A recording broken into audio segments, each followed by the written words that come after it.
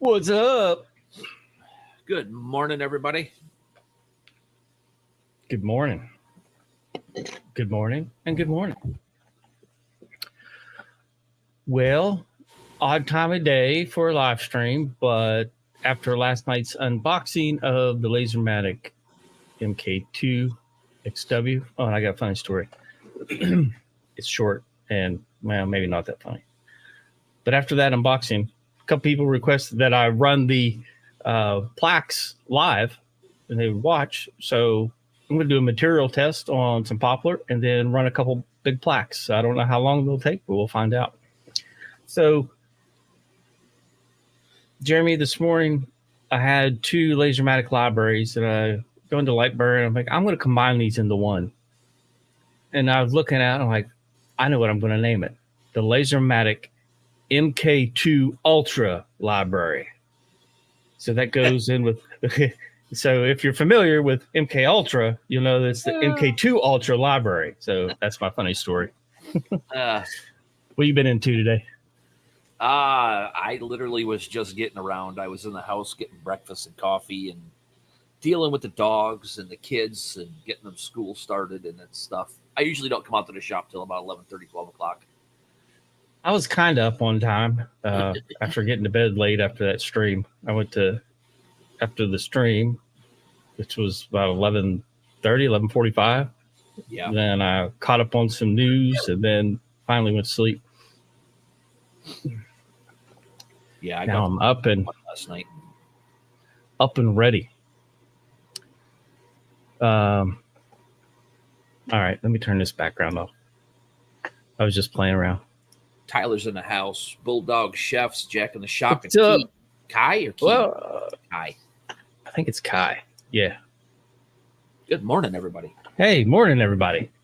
And as you can see right here, we have this XW, and it is more XW than what I thought. I actually had to move CO2 Galvo over a little bit and move the UV over a little bit to fit it here on the counter. Because it is a full 30.5 inches wide. And the workspace, yeah, you get almost 2 feet. Pretty spectacular. Let's turn it on. I'm in focus. I have a piece of poplar on there. It's the cutoff from the poplar plaques that I'll be running. The reason I wanted the XW is the issues that I was having with my big CO2. And the LaserMatic just produces good results, consistent. Not to keep harping on the LaserMatic, but I'm excited to have the XW so I can do this plaque, which is a full 18 inches wide, 12 inches tall, on the LaserMatic. And this is a poplar board. It's getting washed out by the light. But you can see I've routed the edges. Sanded and routed. So I can make this plaque. I'm going to run a material test first. I mean, honestly, if you get a machine that's worth the hype, you might as well hype it. You're not harping on something that's worth it. Yeah. Yep. That is very true. And I will leave, let's see. Hey, Jerry. Hey, Jerry, what's up? So I have a short link now to enter to win my LaserMatic. I'll go ahead and post that in the chat. So that'll just take you right to the giveaway. And if you wanted to buy your own LaserMatic,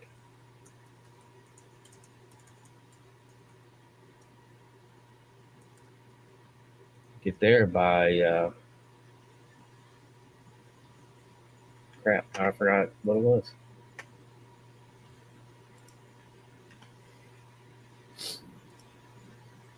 I haven't had enough caffeine yet today.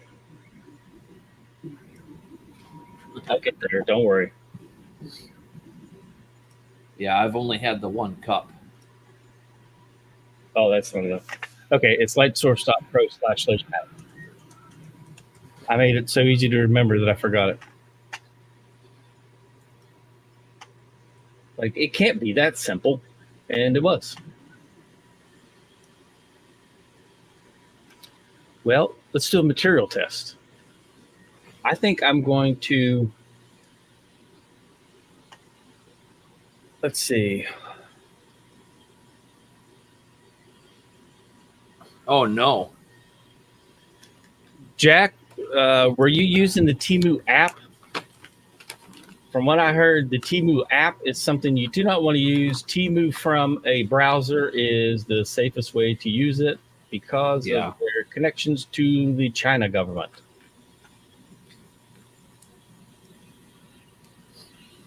So I uninstalled the app, and if I'm going to get anything from Temu, I use Chrome on the desktop.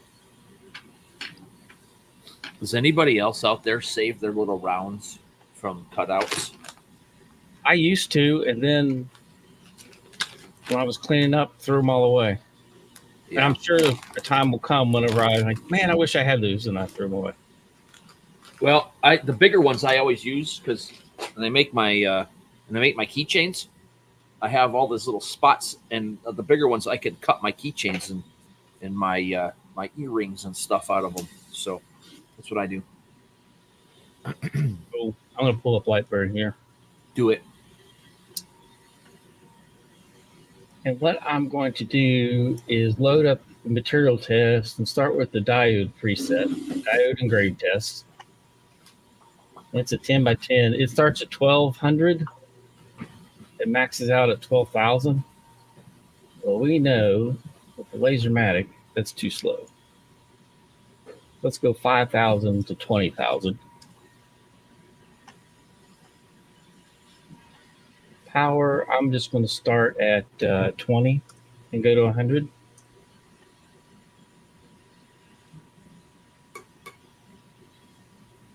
And probably just run that and see how it does.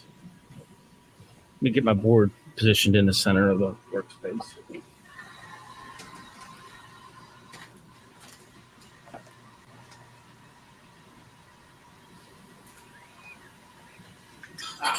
Found it. I gotta clean my mess up.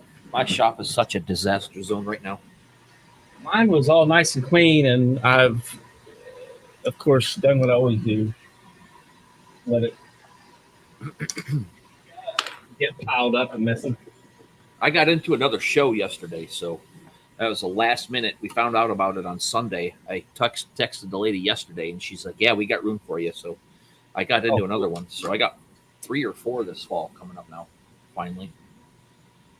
Let's see. I have 2 cameras here.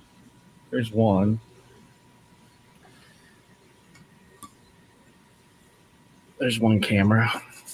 So now I'm kind of scrambling to get stuff made for all of them.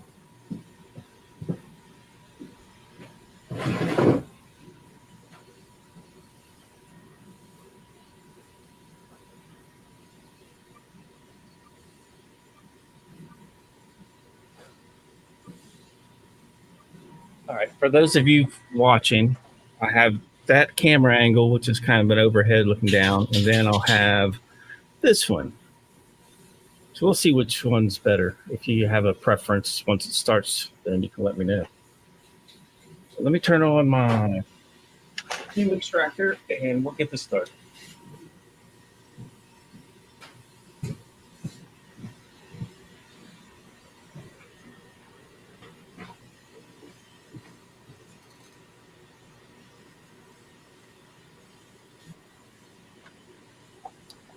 So this material test is, like I said, it's on the cutoff of the board that I cut those 2 plaques off of. So I'm testing on the exact same wood that I will be engraving.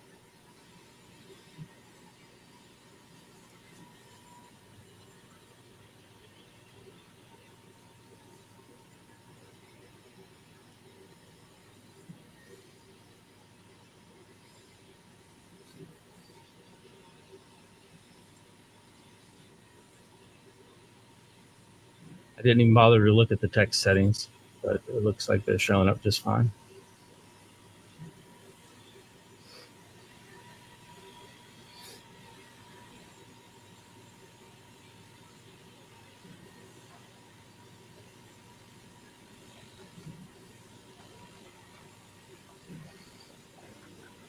crazy how big this thing is.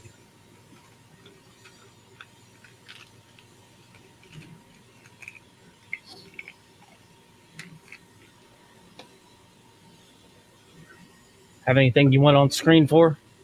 Feel free No, to. I am just arranging items to cut to make as much use out of this piece of plywood as I can. So I'm just working in Lightburn right now, arranging things. There's been a lot of talk on Facebook about there's an arrange thing in Lightburn, and it's funny. We were having a discussion about it, and like 6 hours later, Lightburn posted a video about that very subject. So they're watching. It's good. They need to be, so they can keep us all in the loop on what they've got going on. Is that the arrange that takes you to the website that auto arranges all the shapes? I don't know. I tried that, and it was the nesting. Yeah, Jack, the nesting. Yeah. I tried that. I went to that website, and it didn't do anything for me. Not how I wanted it. So that picture that I posted in Facebook where I had that whole entire piece of plywood all just jam-packed with everything, and I nested them by hand.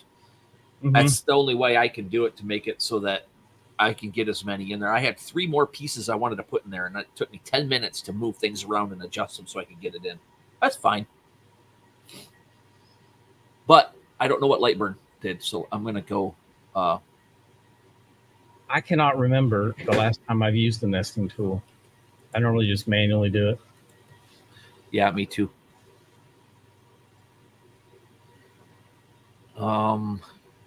Mastering Lightburn's Align tool. That's not the one.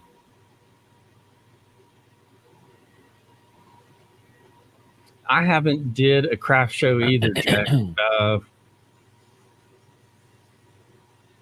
I really need to one of these days.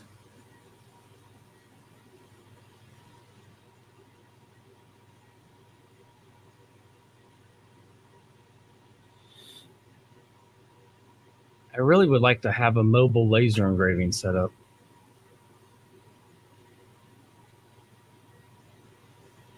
That's what I'm working on. Right now I'm running off of a deep cycle marine battery and a pure sine wave inverter for the LaserMatic in my laptop, and it runs it all day, and that's fine. I'd like to have maybe a small pull behind trailer that's set up for mobile laser engraving. Then if it's in there's a couple craft shows that are in bigger buildings, and probably pull the trailer inside and just do mobile laser engraving right from the trailer inside, which would be pretty cool. I hope you didn't hear that. I didn't hear anything. YouTube started playing a short from Lightburn right over top of what you were talking.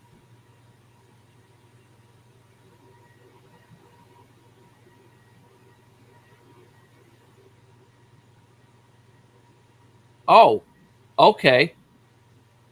Okay, I gotta go look at this thing now. Hold on. It's just a camera, Tyler. Tyler's asking if the diode is intermittent or is it just a camera?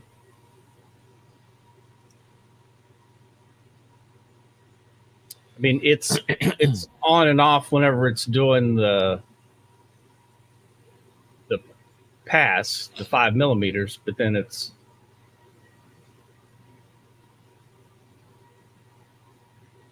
only on for at those speeds, not even a second at a time, I don't think. I had no idea they put that in there. So if you go up to arrange in your menu, it's the third one down. It's called auto group. I'm going to mess with that in a little bit when I'm done with this thing. I had no idea that was in there. It shows that on screen whenever you're messing with it.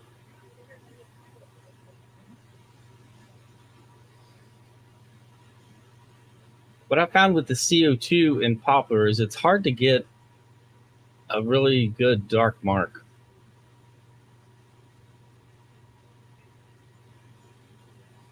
Okay. Unless I'm going slower with a lot of power. I got it ready. Oh, you can show it whenever you want. Oh, I'm not ready to use it yet. I have Okay. the screen ready. It'll be a minute. I'm gonna cut some of this stuff and get this piece off of here and then put something else on. As you can see there, the higher powers are engraving deeper, but not necessarily darker.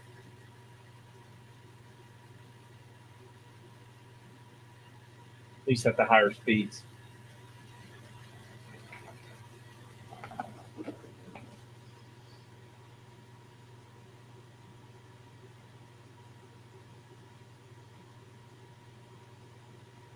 Although the last two are a little higher, or a little darker, I mean. Bulldog, I do okay at shows. I just do the local ones where I'm not driving 2.5, 3 hours to go to them. So I haven't gone to the big shows. I'm pretty sure I could do better. But the last show we did was in July at our local, we have the headquarters for Gerber Baby Food, Nestle Corp in our town, and they have a festival. And so I was it's called the Veterans Memorial Park. So we were set up outside, and we did about, I don't know, 5-6 hours. We did about $450. It wasn't the greatest, but there wasn't a lot of people there either. Jack said he defocuses, goes slower, and boosts power on the CO2. Yep. I didn't go slower. I still run it at 600, but I did boost my power way up and defocus a little.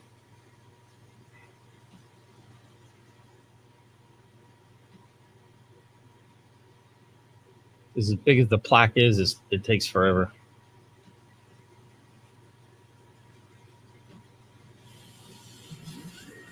Okay, not really forever, but about an hour.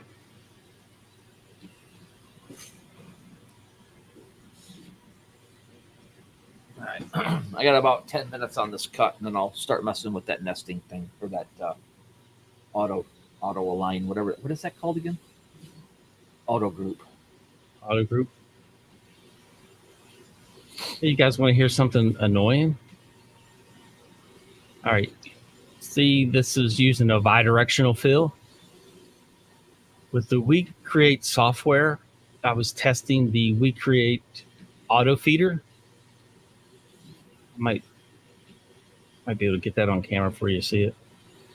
Yesterday, and I was noticing all their settings run unidirectional. So it's like a freaking old style typewriter.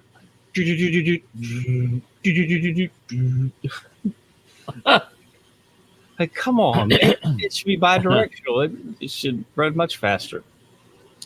I need to investigate that software further to see if I can change that in the settings somewhere. But their preset is unidirectional.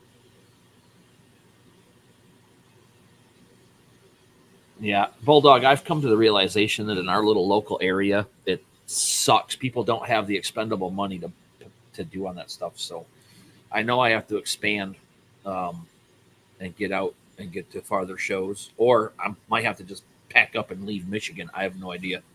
We can't get rid of this government system we have in Lansing. I don't know what we're going to do. Hey, Carl, how's it going? We're trying to have a little fun.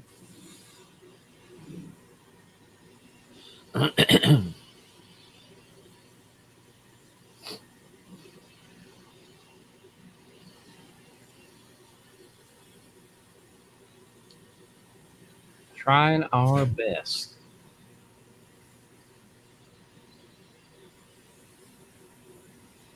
Hey, there we're getting some darker marks. A little slower, a little more power.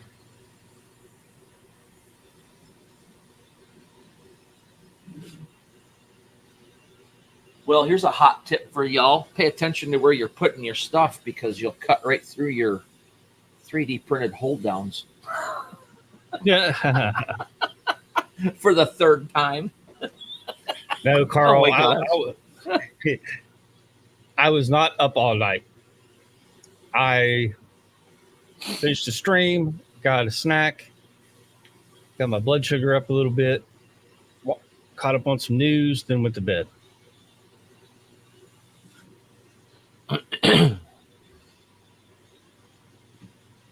Yeah, Mark, here's the thing though. I get 2 to 3 calls a week for custom signs for like a person's wedding or something like that. And they'll send me a sign picture and I'll look that up and I'll find it on Amazon for like 50, 60 bucks. And it's like the time that it's going to take me to change all the stuff they want to change, the material that I have to buy, the laser time, the finishing that I have to do, and all that stuff. It's like there's no way I can touch Amazon. And I tell them my price and they go buy it on Amazon. So, and I refuse to work for nothing. Like basically my materials is all that they want me to charge them. And I refuse to do that. Yeah, that's the tough thing about one-offs. They'll want you to spend an hour designing stuff for a $20, $20 item, which yeah, these big commercial. Well, I always reference tumblers, but somebody will say, "Can you engrave this?" Yeah. Do you have the artwork? No. Okay. Well, since you're supplying the tumbler, it's going to be $20 plus. It's going to take me, 30 minutes to design that artwork. It's just not worth it. Right. By the time you put an hour into it.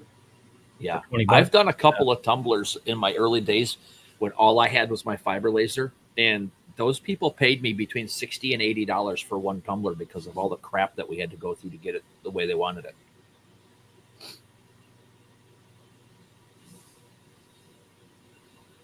But those people are 1 in 100. Those are very rare that you find somebody that's so adamant about having something specific that they don't care what it costs. They just want it done. So I did a nice, the kind of one-offs that I like to do last week, which was, it was a bracelet made out of, I guess you'd call it recycled spoons. They were silver spoons, and they were two spoons formed into a bracelet. And she just wanted text on the back side of one spoon and some more text on the back side of the other. Real simple. Like that, I don't mind doing.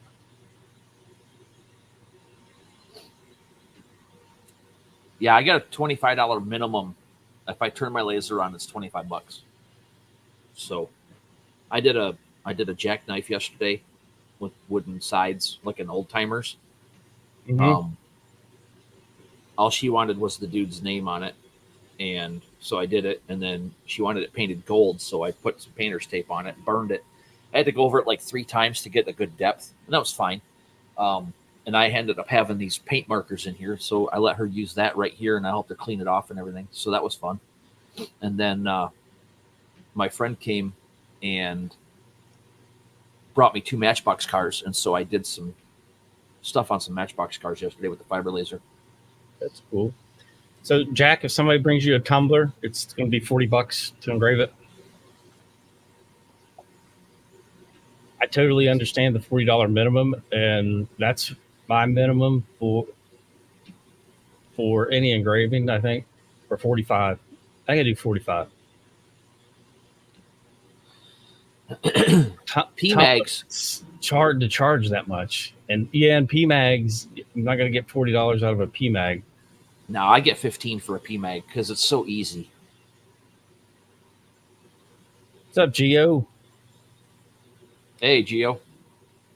Especially if I have the artwork already done and I just got to click it and go. It's like a 30-second job for a PMag. So if they want me to make something, then it's a $35 minimum fee for the artwork and then $15 to engrave it.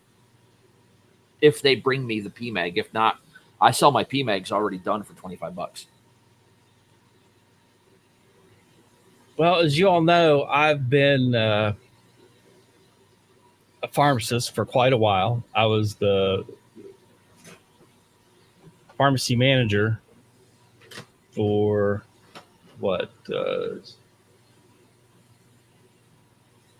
18 years, 16 years, 16. And when we start getting into these conversations like this one, that's too much. It's only going to take 5 minutes to engrave. It reminds me so much of working in pharmacy business and working retail and working with people. I think that's my major turnoff, is that it reminds me too much of my day job, and I don't want that. Yeah. Hey, Rich, how you doing? Richie. The guy called him Richie in the stream last night. That was funny.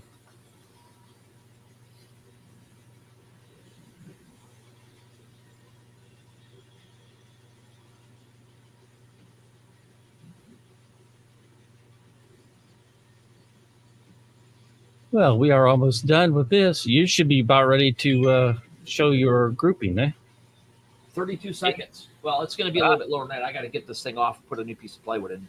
But yeah, I'll mess with it. I'll try working with it live so you can see me mess up and see me laugh at myself, and maybe somebody can tell me how to do it once they watch me not do it. I've lost my brush. Uh-oh.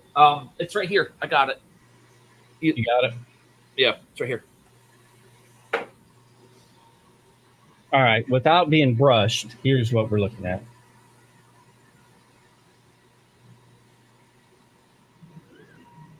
Hold on. I should have just left it solo. There we go. That's some nice marks. That's some considerable speed. So I think it's going to be good to go.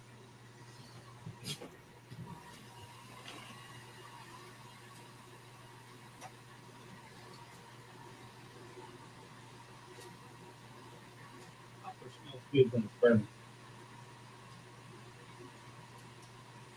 Oh, it's good. It's hit right there.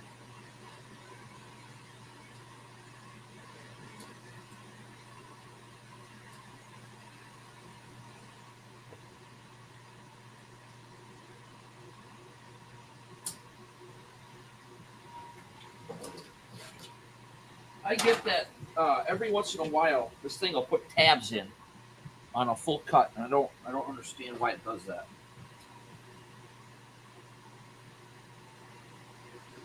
Actually, this is consistent, so it's got to be a glue patch. It's got to be a glue patch. That was right smack across everything. All right. Let's see. Here we go. Try to get it so there's no shadow. Light's washing it out. There we go. That's a little better.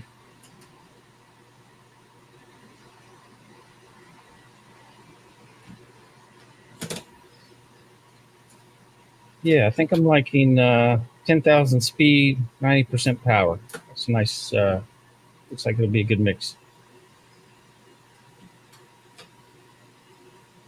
And that was running at a 0.1 line distance too, so that's not bad. It's not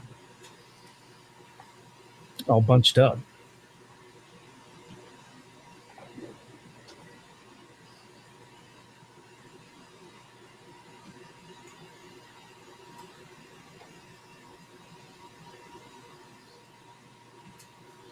Now, this batch of Freiler plywood has been a pain in my butt. I've literally, what am I running? I'm running 500 millimeters now, down from 625. Yeah, I'm running 500 and still won't cut through all this. The glue patches in this thing are ridiculous. In this complete pack, this whole pack. Last pack was fine. And I just went through to clean my module and everything. So. Oh, I was trying to think of that saying.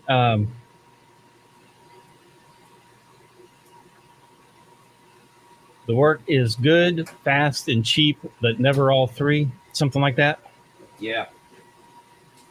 So you get to pick two. Yeah. The other one is like the guy, a plumber that went in and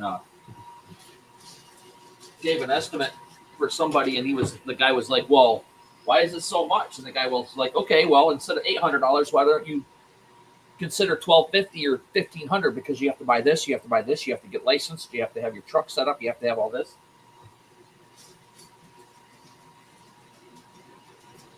The guy was like, "Okay, just do it."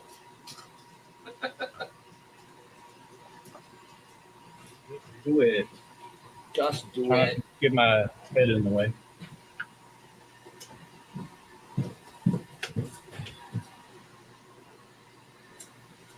All right. There we go. Oh, yeah, here. Went and sliced right through this little hold down today. Oops. Well, you know the diode cuts PLA if you needed to.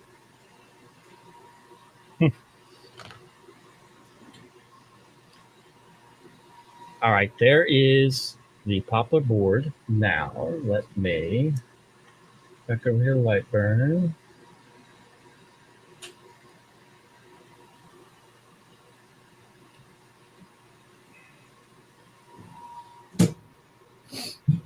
I better read the chats. I haven't seen them in a minute.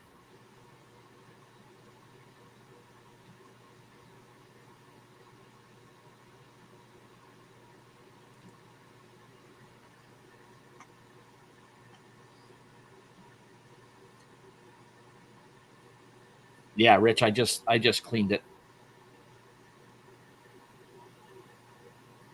Actually, you know what, Jack? You're probably right. I should probably look at that after I ran over that PLA.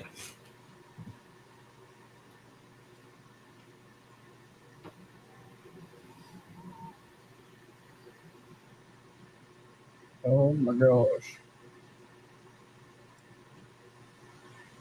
What's this thing doing?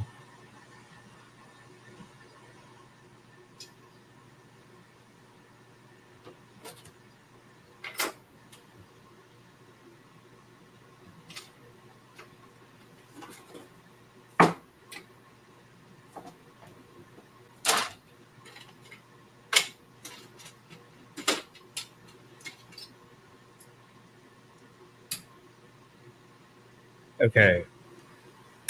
Got the Plaque file loaded in Lightburn. Now I'm going to save this thing. Save as I just go pan Plaque.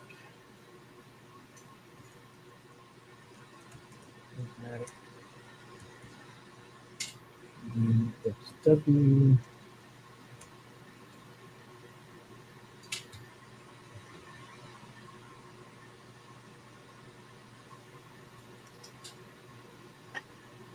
All right, so that's what I got to burn.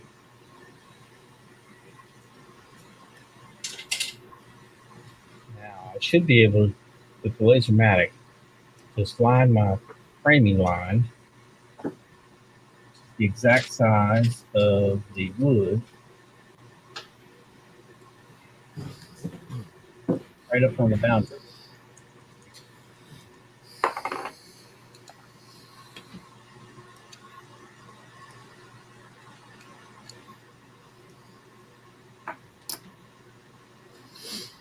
And hopefully that's all it takes right there.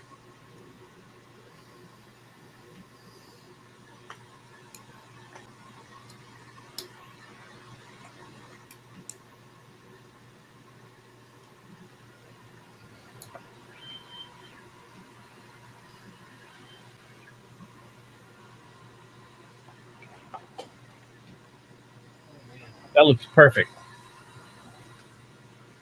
Normally I have to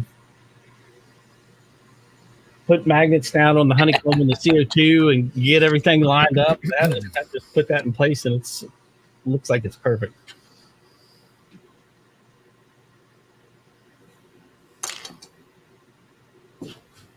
Yeah, I'll preview it.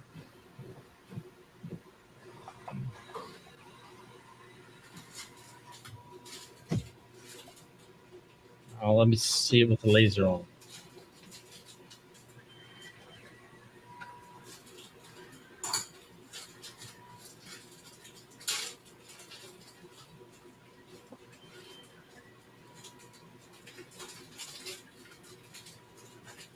Man, it's perfect.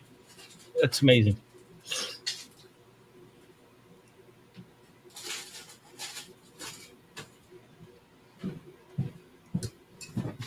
First, I got to change the setting. What did I say?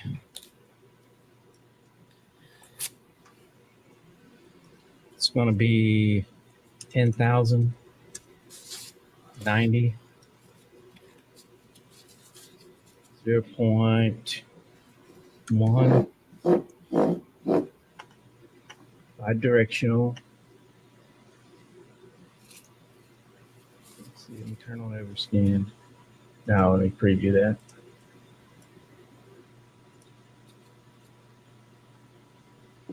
There wasn't much in there. I mean, I couldn't even see anything on the lens, but I cleaned it anyway.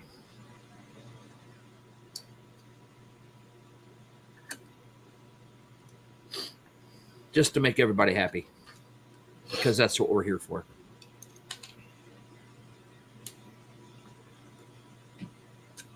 I'm going to leave that at 600. Let it run 4 passes. They'll give me it. Okay, so what I'm looking at now are these holes. You guys haven't saw what I do. I have 3D printed brackets that I designed that actually hold a K-bar on this plaque.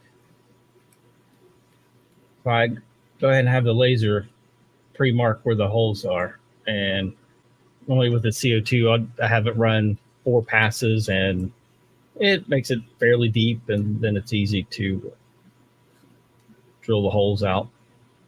And then I countersink them from the backside.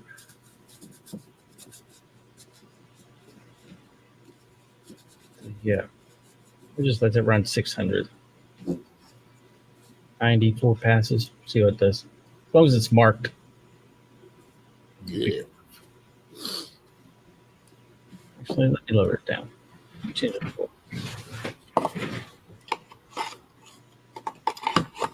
And now that looks like that should be all I need. I'm wondering what this frame would look like if it was in an offset fill. Do it offset and do everything else. Yeah. If I could cut the engraving time down by having it do each group individually, because then it wouldn't have the white space in between these two metals. Or you can just run it all at once. What's the preview time? See, an hour and a half.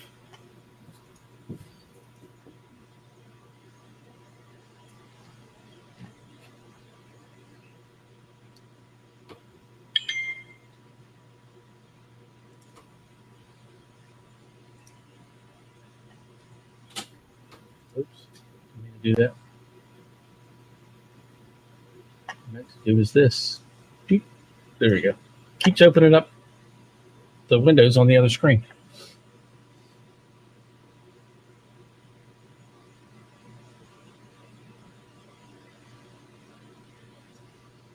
I was thinking about using offset fill for the border, and I was thinking about changing this to fill shapes individually.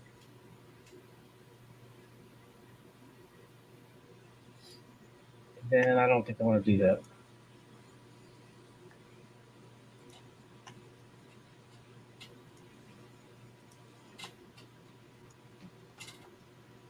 Thinking I might take these two,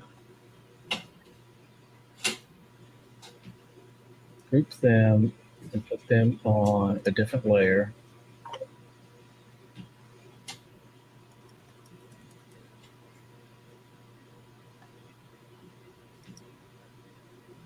There we go. Open up on the other one. Okay. 10,000, 90, fill, 2.5, 0.1.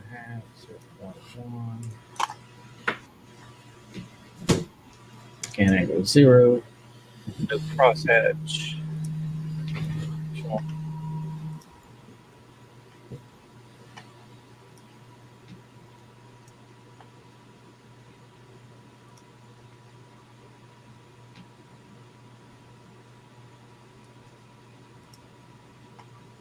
Okay. Jack, only when I get my my XW, and then I'll be happy to send you a laser. But at this point, that ain't happening.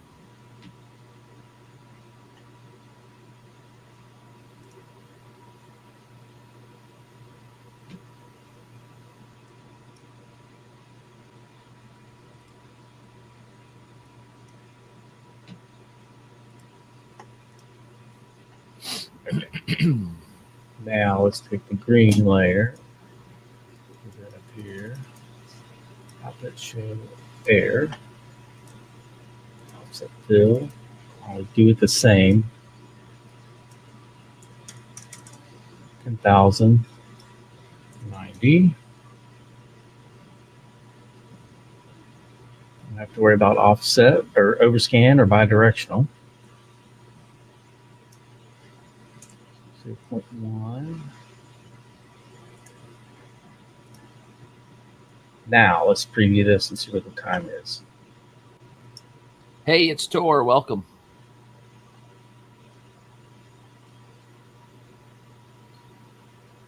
Okay, 3 hours and 40 minutes. That's not right.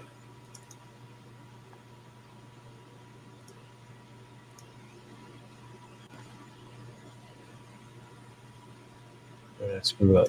Hey, Tor, what's going on?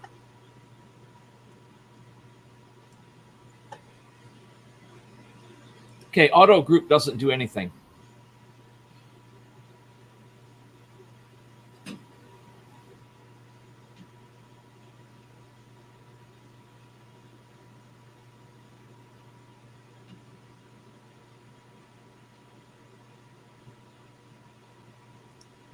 Okay, well, I don't know what their little video is about. It had no sound on it, so maybe I should go watch that again.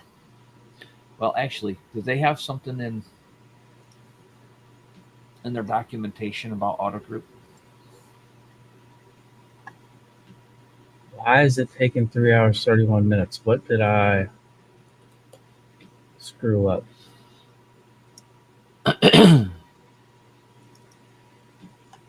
Oh, all the auto group does is automatically group shapes within other shapes that contain them.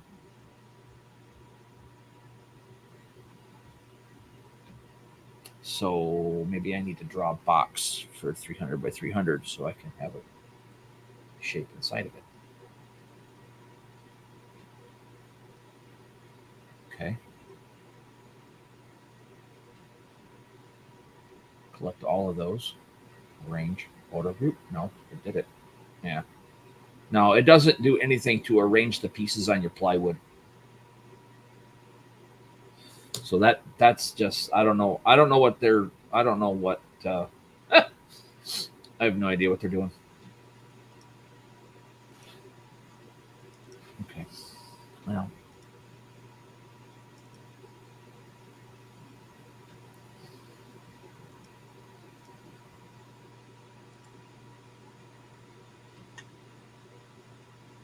Yeah, that's about looking like it is, Rich. I tried that nesting website thing and it didn't do jack squat diddly for me.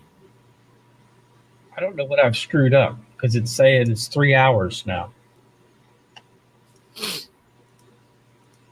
Oh, I know what's screwed up right there. Do with something. What'd you do? Have 600 passes on it? No, line interval. Oh, Now we're down to an hour. All right, now we're good. Like one of these has the line interval off somewhere. Found it. All right, so it's down to an hour. As you can see the preview, we don't have it running back and forth between these two the whole time. Offset is just doing that now. So it'll just back and forth here and back and forth here.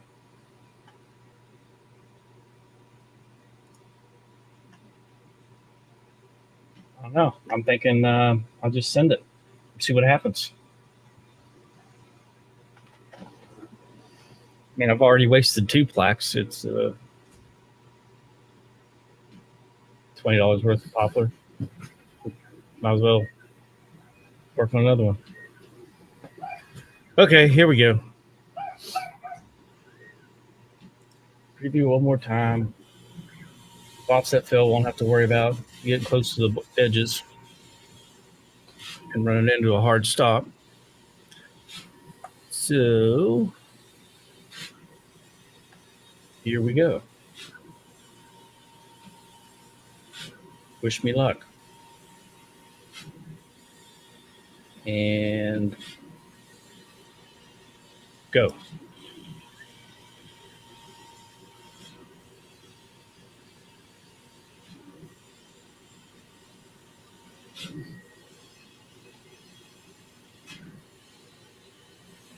Let me get the other camera set up.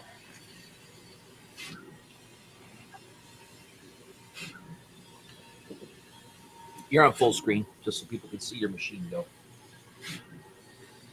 Okay.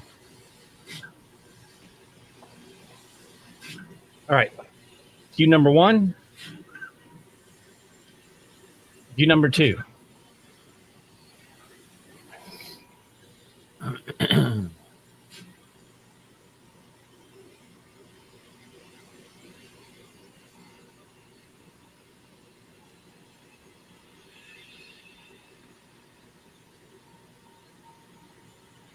You stopped it?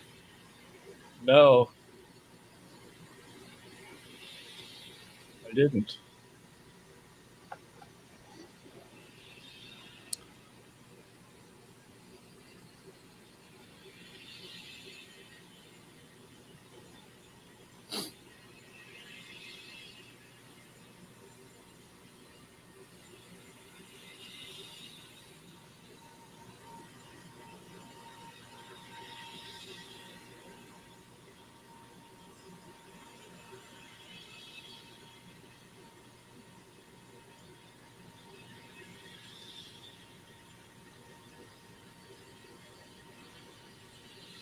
Let's see what happened.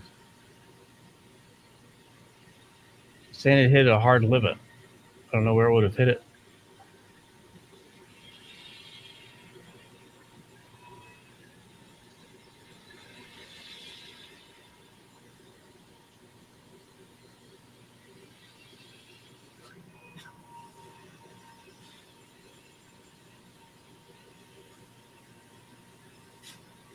It happened right after that. Yep.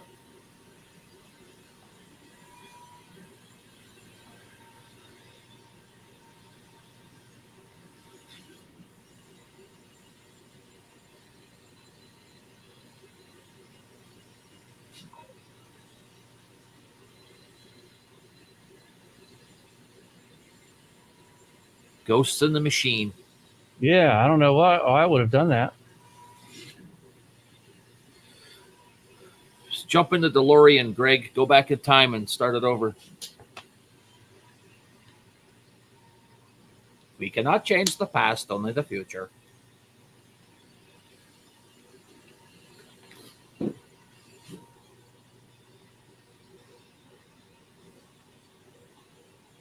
Yeah, because it was over there in that upper right corner. And there's no hard limits up there. No.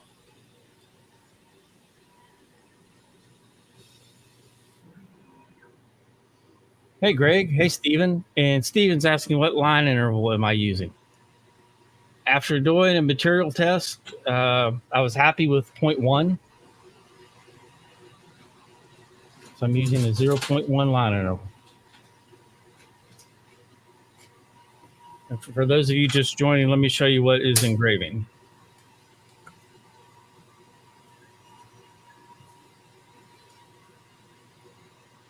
That's what we're working on. It'll take an hour, which is about what it took on my CO2. And this will be much better results than my CO2, which is wonderful.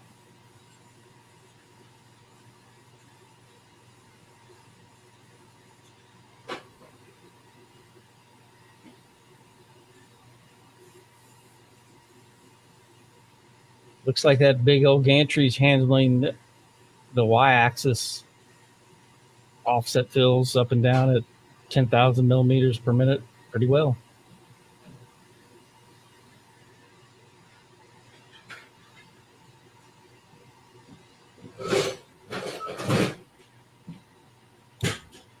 Jack, there's a piece of tapes that's still there. I need to remove that.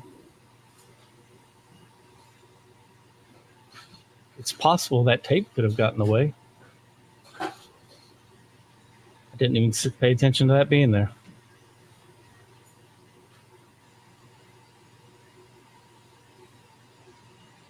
It's not the first run. I did some test runs last night, but this is the first real project.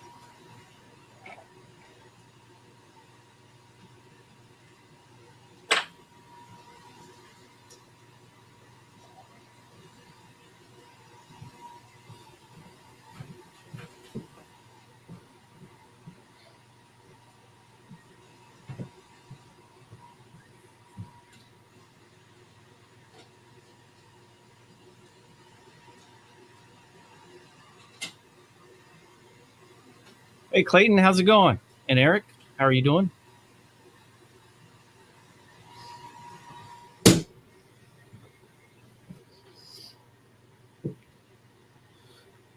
This is running at 10,000 millimeters per minute.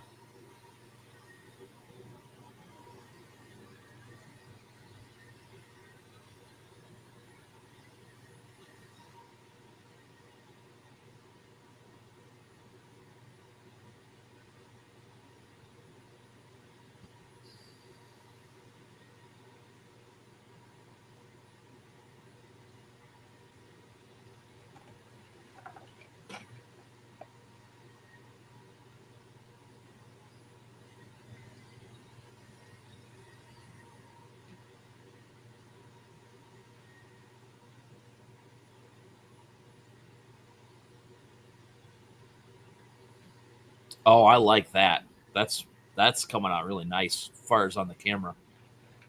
Yeah, it looks good in person too.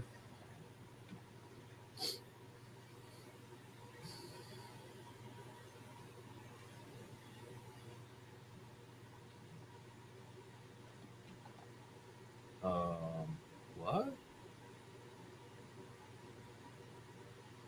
Why would you do that? That's crazy.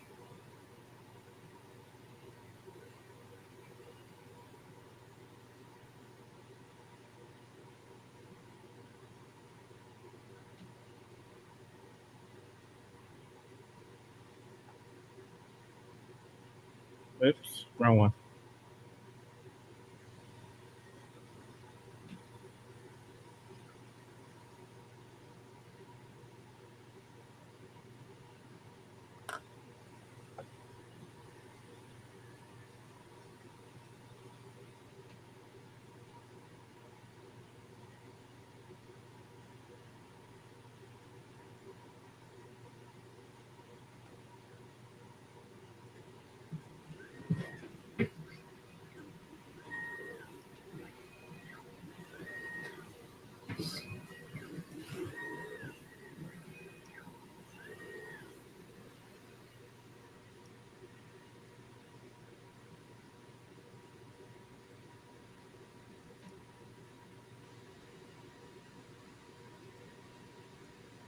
There's a dual angle.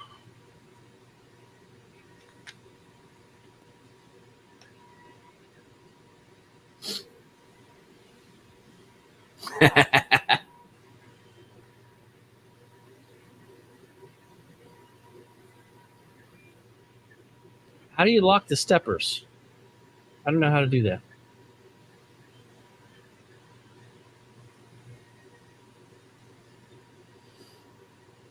Which reminds me, I need to set my macros up for this one.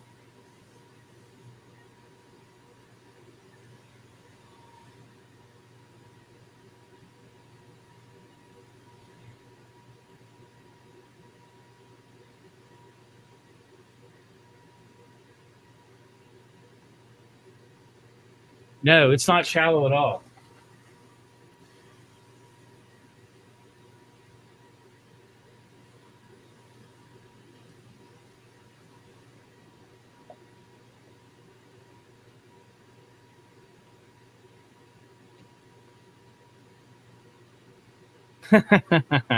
Yeah, Rich, I know. I did just do a video on it.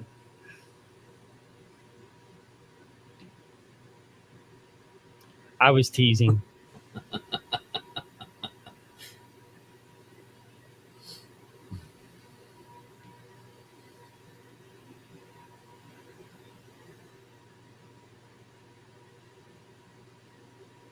Mark. That's funny. He learned from my video. At least I remember that I made a video. I think.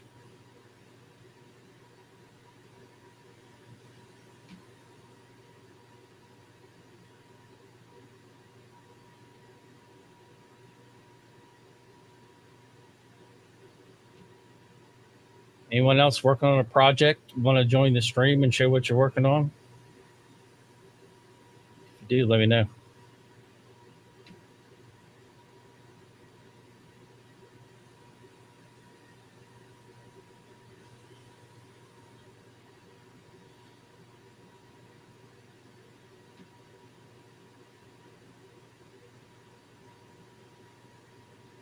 It looks really good in person.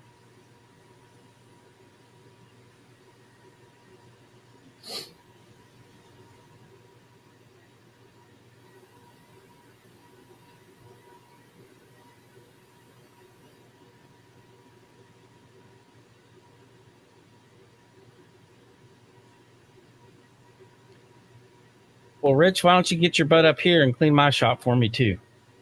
Yeah, no Maybe you kidding. can stop at Jeremy's on the way home. Yeah, I need it. I've got to get mine. Definitely got to get mine done so I can put my Kydex shop back together. I miss it. I need to get my holster stuff back going again.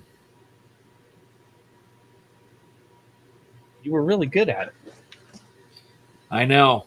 I got more ideas other than just doing guns and handcuffs and other kinds of stuff, but I got to get it all back together. And I like the lasers, but I like the lasers more, so I made room for all my lasers. Now I want my Kydex shop back too. I want everything. Hey, I've got something I could use a Kydex sheath for.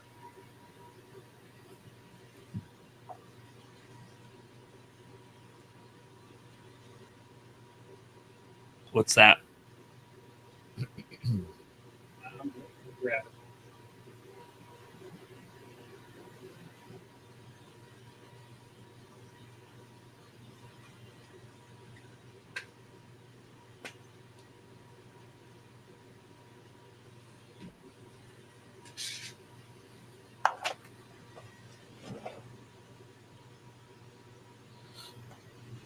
This. I need a Kydex sheath for this guy. My press isn't that big. I can get Kydex that big, but it's like I don't have a press that big. If you guys missed it, this was my unboxing night from last night. I just wanted an excuse to show it off again.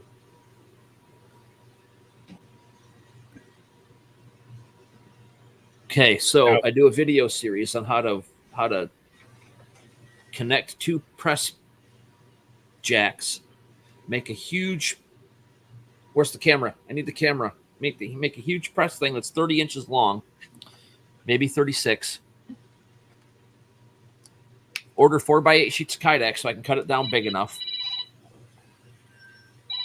I'm still in my same clothes from last night. I worked all night next door. So yeah, send me like $500, Patrick, and I'll get you a sheath made for that thing. That's what it's going to cost me to get everything built. I'll just stick with the canvas one, with the nylon. Just going through my head, knowing what I have to do to get that made. I'm like, okay. Yeah, that'd be crazy. Hey, Jeff and V.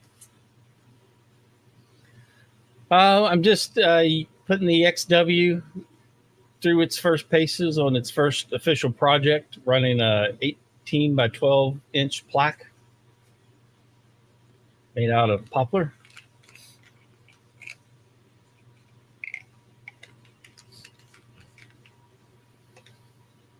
Hi, V.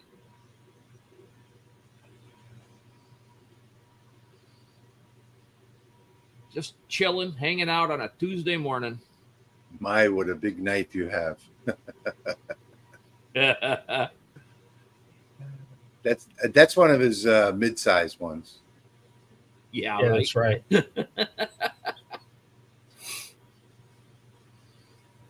I'm getting quite the collection. That's just the little guy. I'm going to have to start recycling unboxing knives and use them again. I was tempted. I went to Harbor Freight the other day to get some ammo cases, and I was tempted. I went to that machete section. Mm-hmm. They had a lot of nice knives in there.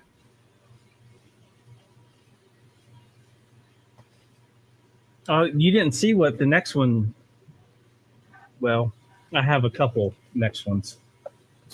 I That does not surprise me. It's not surprising at all. I don't know what I did with the other one. You having knives is like me having hammers. Yeah, I've got way too many knives. That one.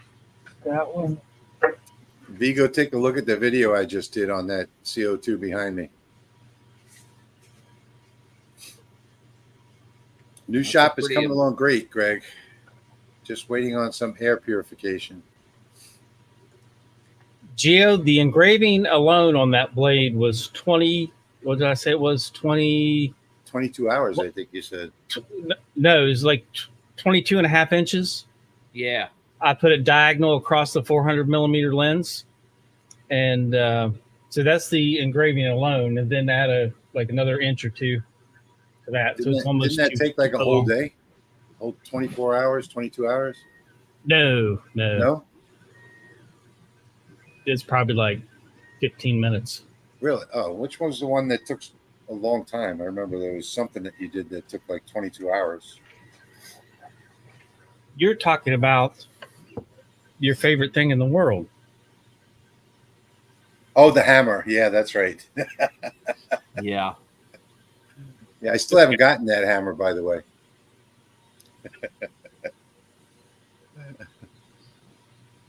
Let me see. There's the state of West Virginia on it. Come on, focus.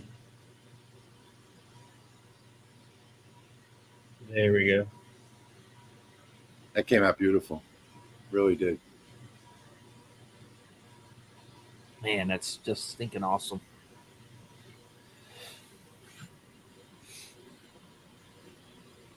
Why am I going this way? V, that new CO2 is awesome. V's asking how the new CO2 is. It's definitely, I would put it above all of the CO2s I've ever had. In the other shop, we've got two Bosses, one Thunder, and the rest of them are Chinese. And I would definitely rank this one higher than any of those. And it's a third of the price. So you're dealing direct with a manufacturer is completely different than dealing with a reseller. I want to point out something with this engraving. It would take about an hour on the CO2 laser, and that was just running it all at once with all the white space scan and everything. By changing the border to offset fill and running the shapes or the groups individually, like the two metals. Let me pull that up here. Those of you just joining. I made the outside border and offset fill. The two metals are now going to go run by themselves. They'll do one, then do the other. So it doesn't have to scan all this white space in between. And then just having these to where it's just working on each one individually. It brought it down to an hour on the diode. So it's the same runtime. And just by changing up their situations there. Those, yep, just by changing that. And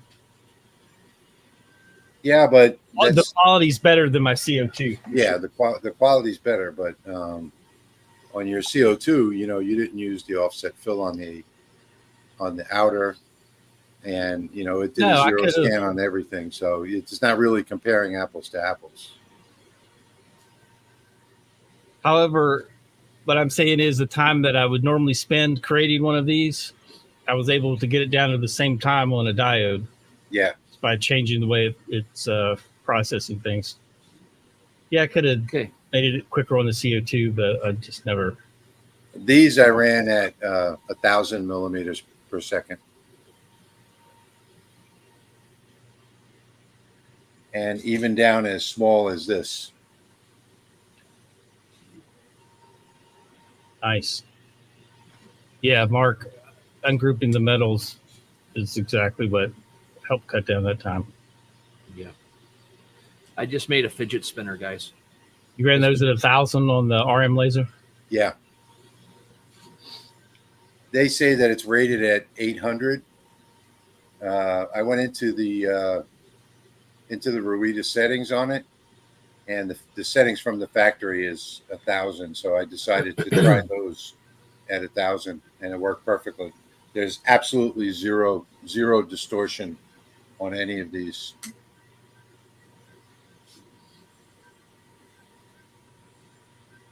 came out perfect. Even did green. I did all different colors of acrylic. So far, I've done acrylic, wood, and cork at about 50 or 60 hours into the testing on that machine, and it's passed everything with flying colors. The cork is amazing, because it's so easy. It's really easy to engrave, not so easy to cut. You know what I mean. So, like the really thick, I have the 6mm cork.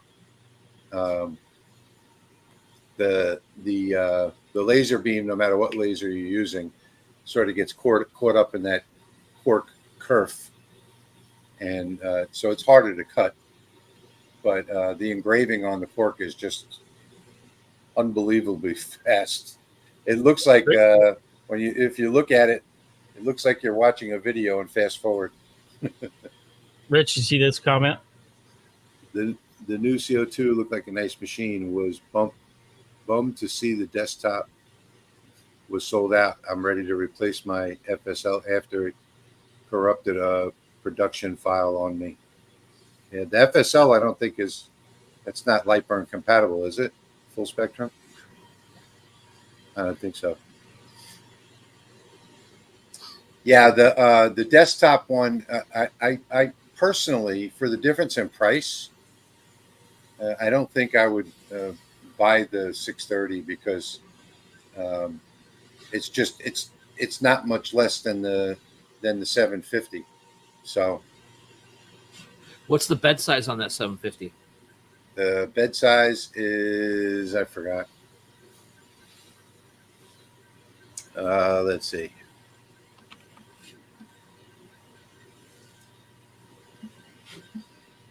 Uh, 750 is 700 by 500. Okay. 27 and a half inches by 20, or almost 20. So you got this little swab football earring with the swab through the earring hole, and you got a fidget spinner. I don't just sitting here. I was like, I picked this thing up and I was like, I wonder if that fits through the hole. Oh, it does. So then I was like, okay, got a fidget spinner. Hey Patrick, I have another one for the roast my burn. Oh, nice. I did the testing on this walnut, and to get this all white with the beak and everything, so that it would be a contrast.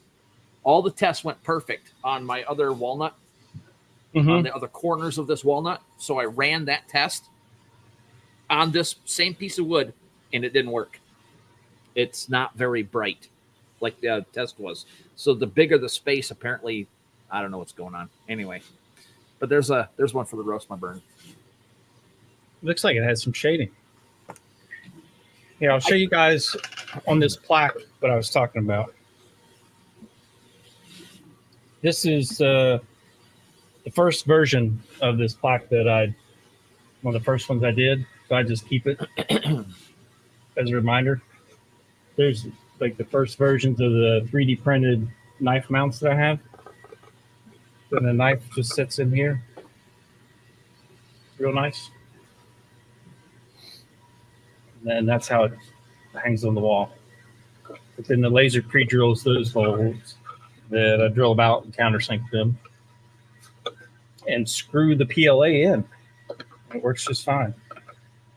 Where I put holes in the PLA, I haven't put support material in there. That way it's just more material for the screw to bite into, and it holds them down pretty well. Then I can show you the knife. So the knife is done. Oh, this metal was engraved with the LaserMatic. This one right here. Made it so it blends in with the factory stamping, embossing. That looks good. Focus. That's side one. Yeah, I like it. And I have permission from the VFW to use their logo on this run of knives that I make for them. Nice. There we go.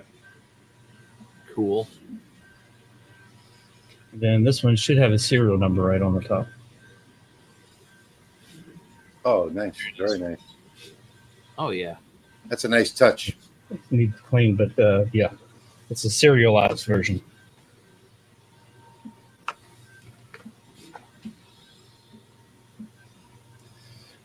Let's see. If it's Tuesday, it's Saturday. That's what I say. Just another day in the week. Gio, I sent a message to the factory. It's midnight over there. They're probably not going to answer right away, but I'm pretty sure the J630s are on the boat on their way to California. But I'll shoot you an email when they answer me. Yeah.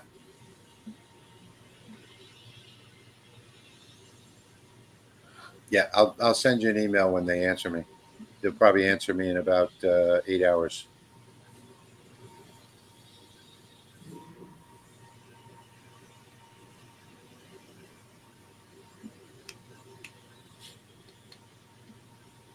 I'm trying to communicate with Alibaba seller to see if, well, I want to get a price first. Then I want to see, hey, you want to collaborate? I can it'll be shown on my channel every day to get one of those container houses. Yeah. Like a 20 foot, and then it folds out. So you have like almost 24 by 20. Yeah, we saw those in Florida at Eon. Yep. Hey, Dwayne. Welcome. Like that would make a good laser workshop. It'd give me some more room.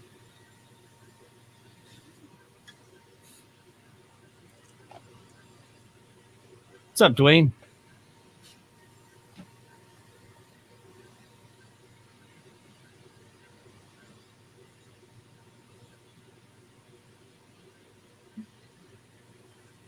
Yes, Mark's asking if I use heat set nuts for screwing into plastic.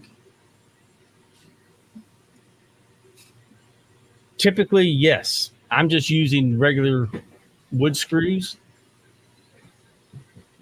Well, not regular. They're more the decking screws to hold those brackets on, and they seem to be working fine. So I haven't had any complaints after, I don't know, been almost over 2 years I've been making these things. It's not to say a complaint, but so far so good.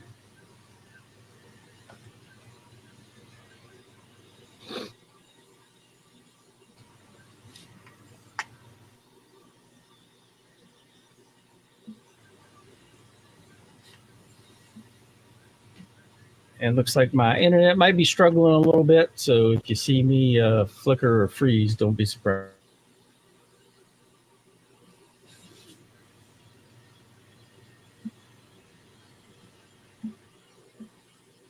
I got to hook my phone up to the ATEM so I can get a close up of this engraving. I'll do that in a minute.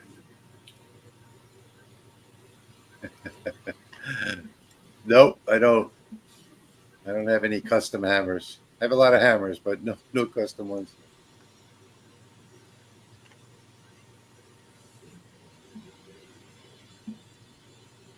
Yeah, V, we saw them in Florida when we went to the Eon factory, and they're sort of like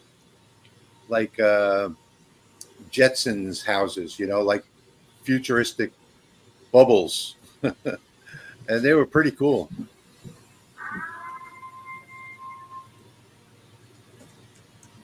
One I'm looking at actually folds out, so it's ends up being tripled the width. Wow. Yeah. Let me see here. Actually, it was Tyler that first turned me onto these. I don't know, it was a few months ago. There was one was selling on Amazon, but it was way marked up.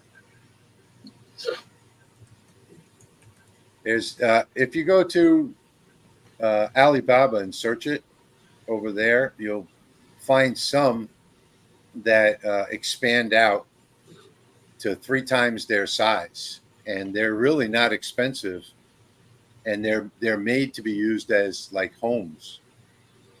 So I thought that was really cool. After we went to Florida, I did go online and research some of them, and one of them was really, really cool because it was 24 feet wide, but when they deliver it to you, it's 8 feet wide. So you press a button and it expands out on both sides. Yeah, there you go. Yeah, that's what it looked like right there. Very similar to that. All right. So, yeah, there it is expanded. They have 20-foot, 40-foot, and some like you can get them with all this stuff pre-installed. Wow. Go back to the video. Yeah, look at the price.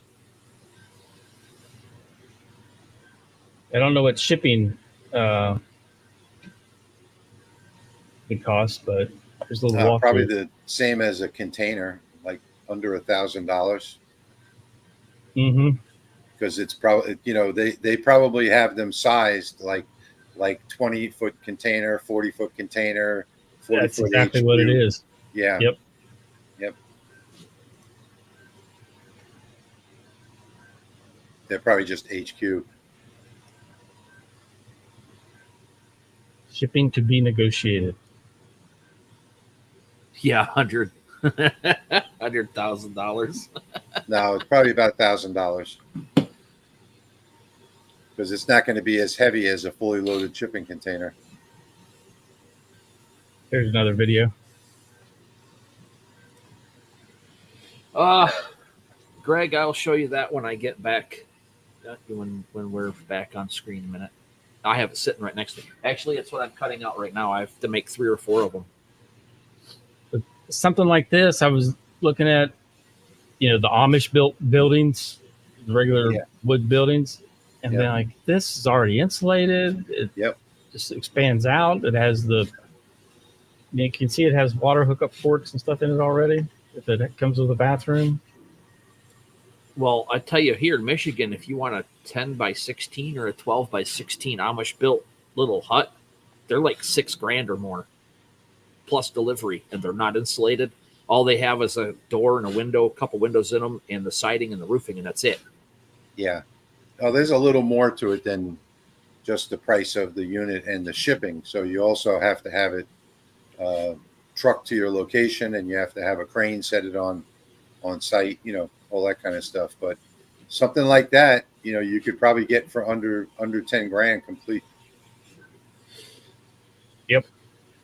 Depending on concrete prices around here, it'd probably cost you $5,000 just to get the concrete port that big. It doesn't have to be concrete. No.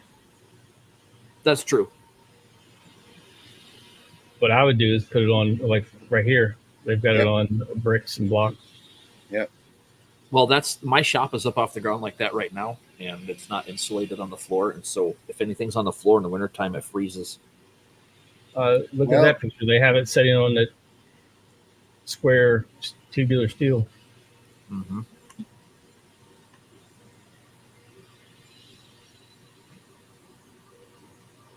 I can tell you that this shop is 18 by 36, and I paid $2,100 for the slab.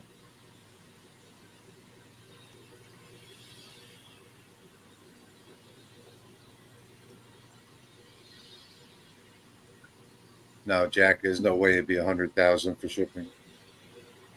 They're shipped from China by sea, and I got an HQ container, which is the biggest one, 40-foot HQ, about 8 years ago, and the shipping on it was $650 plus the port fees.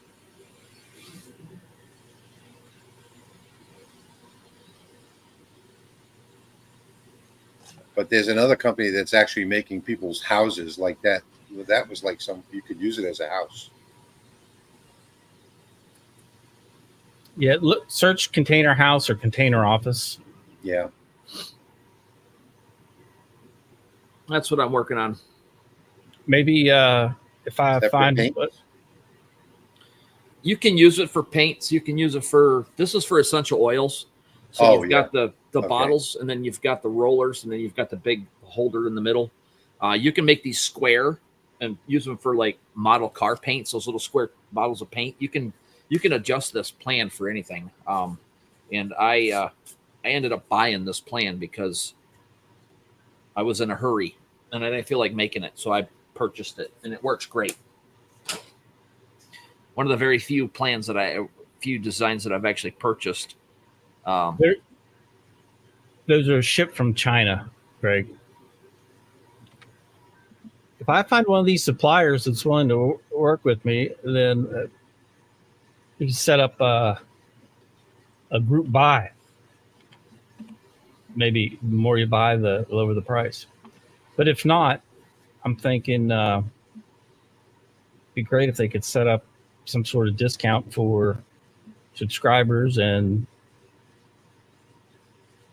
I guess that way you wouldn't be an unknown if I've already went through the process with the company and get to know them and make sure they do what they say they're going to do. Yep. Well, Gio, it looks like there was enough room for her to have a she shed room. Just give her a little bedroom in there. Yeah. Just put the lock on the outside. That way you can keep tabs on her. Well, one of the nice things about it is that they come in all types of configurations. So the one that I looked at was 9,900, and it was 2-story,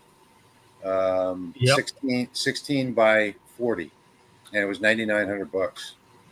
And they have singles that don't fold out, and you can attach them together to make bigger and bigger rooms, or keep them separate too. Yeah. They have all kinds of stuff. One of the nice things, though, is that they're all made out of steel, so you don't have to worry about, things like termites and stuff like that. Yep. Even the wall supports are metal.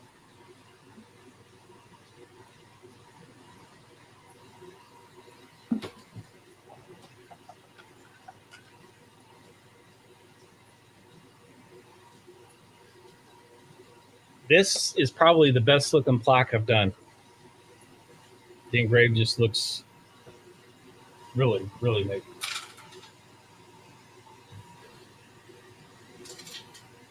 Well, I've also come to the conclusion that the LaserMatic has a slightly different frequency than most other diode lasers, and it just gives you the nicest, blackest burn if you get your settings dialed in right, without it looking burned. Like, for instance, if you compare the LaserMatic to the what the heck is that one? Oh, geez, now I can't remember the name. The Creality. Compare it to the Creality. The Creality doesn't even come close to the quality engravings of a LaserMatic. Yeah, no, Falcon. It doesn't. I have both of them.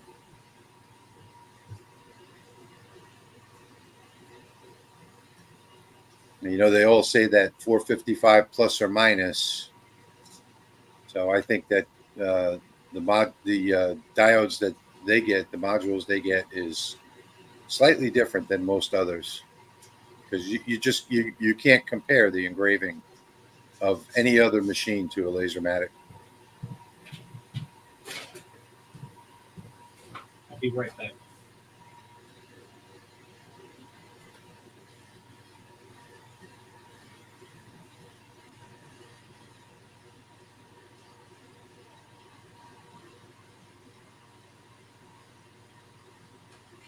All right, you guys have fun. I have to go take a shower and go to work. I'll get a jump out. Well, thanks for stopping by. Yep, I'll see you all later. That's coming out real nice, Patrick.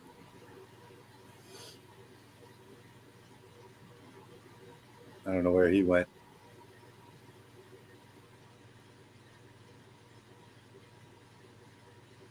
Yeah, V, you could use them for an Airbnb.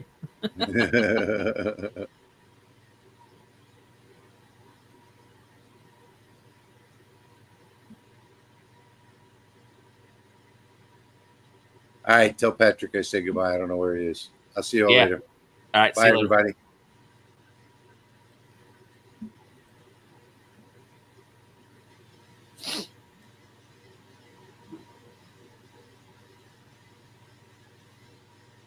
No, Ed, we got on at 11:30 today. He decided he was going to do a test grid, get his settings dialed in, and then run a couple of these plaques and stuff for because his CO2 is messed up. So he's got to get these done.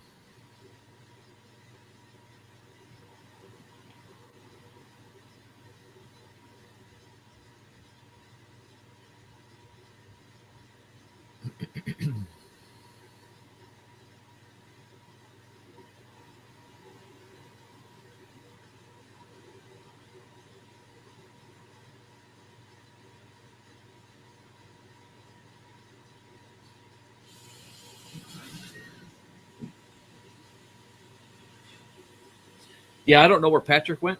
Yeah, I'm back. I see. Okay, good. I'm going to step out for a second and check on some stuff, and then I'll be back in a few minutes.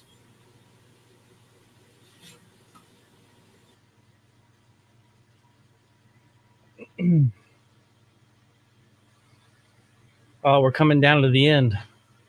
It's just doing the holes for the screws.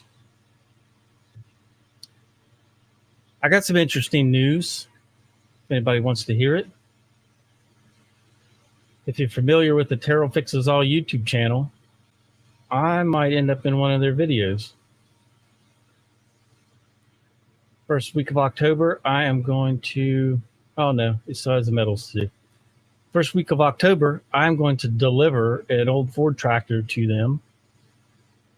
And they're going to film the delivery and drop-off and then film them fixing it up.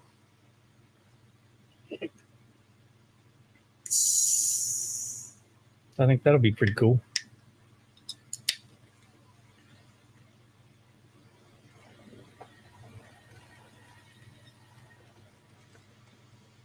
Need more caffeine.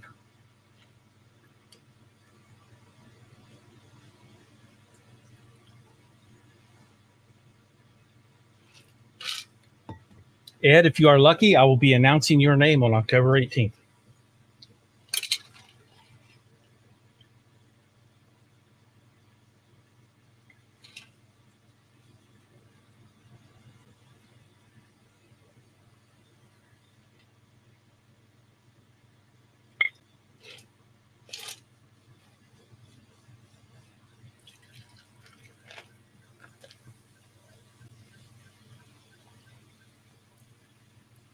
Ah, there, more caffeine. Make me happy.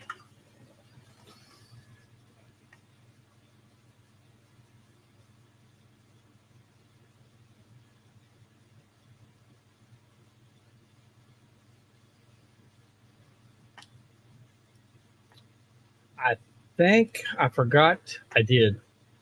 On the blue layer, which are the metals, I forgot to change it to fill groups together. So it's filling shapes individually. So it's doing like a kind of the middle top of the metal, and then it'll have to go back down and finish the rest of it.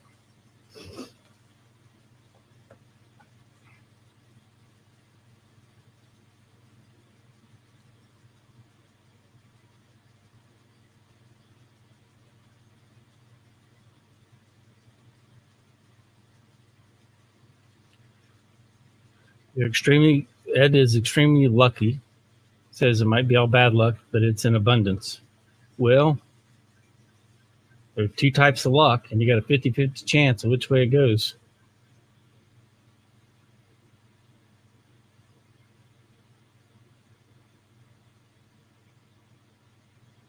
Any other laser, I'd be concerned about it missing steps and messing this up, but I'm not worried about it.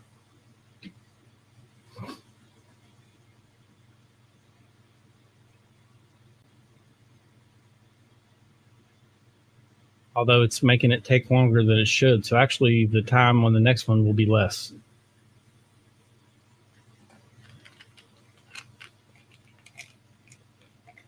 No, Ed, I haven't been on all night. I went to bed, got up, and then a couple people had said to run these plaques live, so I thought I would do that.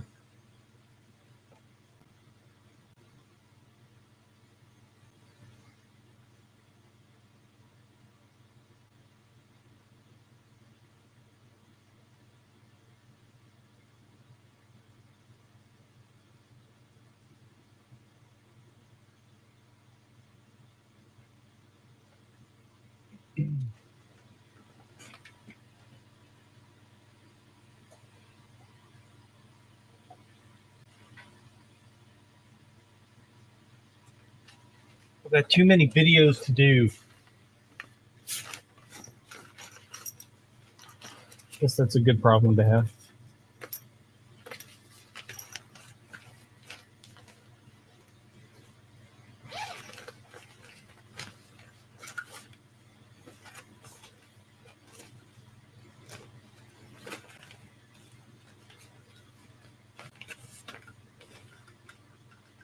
Rich left too soon.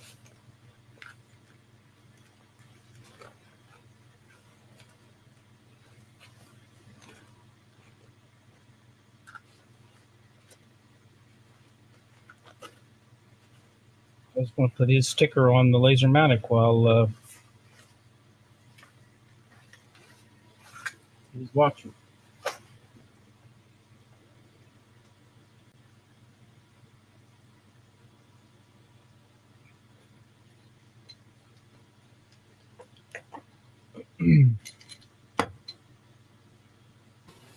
Okay, I'm back.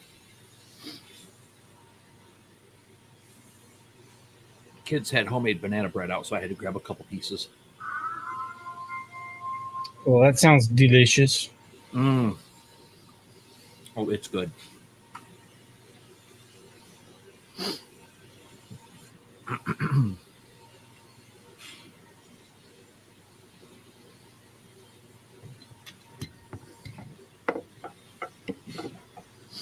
Yeah. Hee-haw. I'm going to get a rubber chicken because every time somebody says, I wish, or that hurts, or I did something wrong, or I shouldn't have done that, I want to beat them like Doc did with the rubber chicken. Well, don't do that.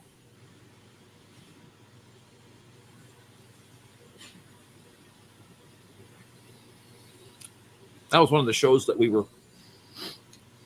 it was required watching when I was a kid growing up. I haven't watched that show in a long time.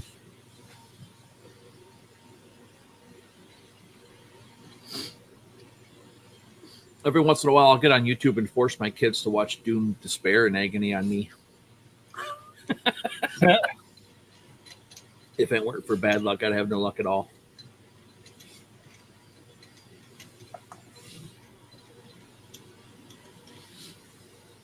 I bet Jeremy could have a song wrote just for that, just for Ed. Probably. He's extremely lucky. It might be all bad luck, but it is in abundance. Well, let's work on that right now. While we're on here, maybe I'll have it done and you can play it before we get off here. Okay.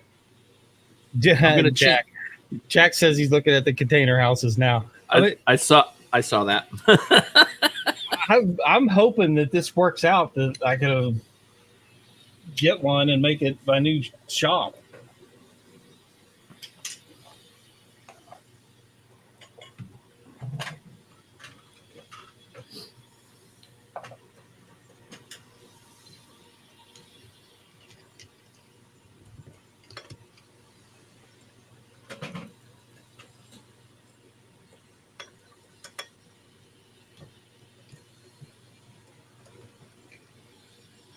If I had my other camera up, I'd show you what I was doing, but I'm taking the Rotoboss Talon off of its little plate, and I'm going to mount it back onto the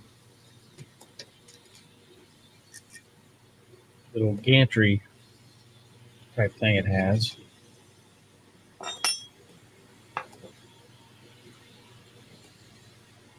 think I want to do a video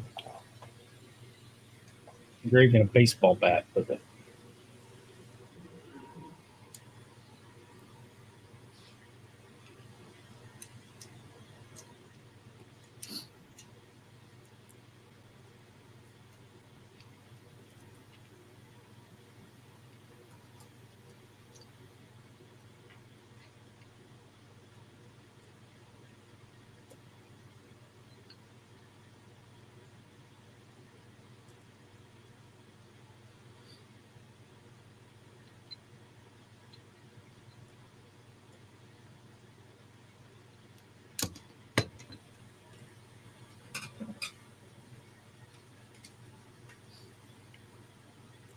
One more little screw to remove. There we go.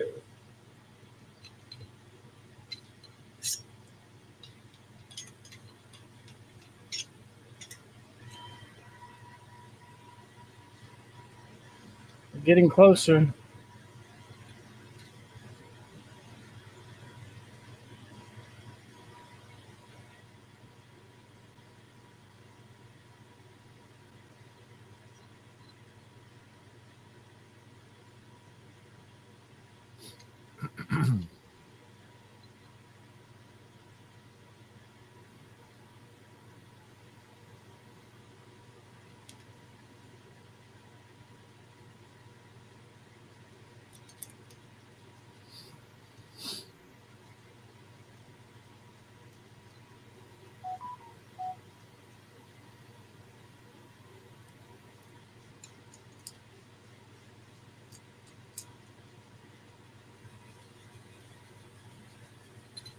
I'm a picking, he's a grinning.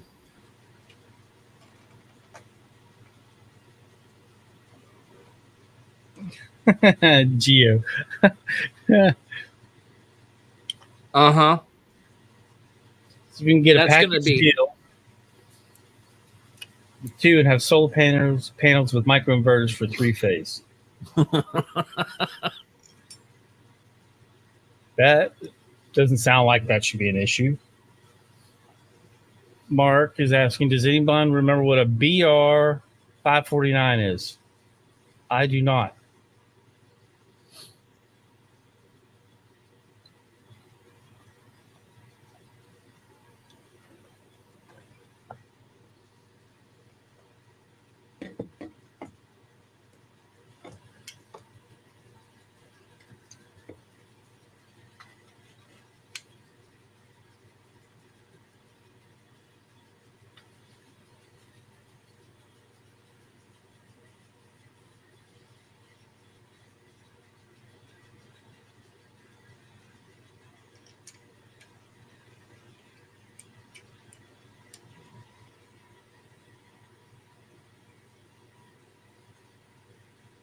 Has anybody Googled BR 549?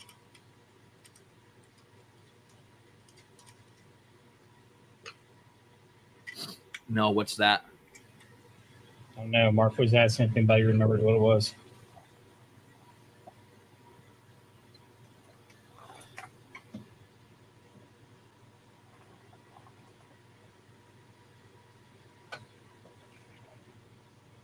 Oh, it's Junior Sample's phone number from Hee Haw.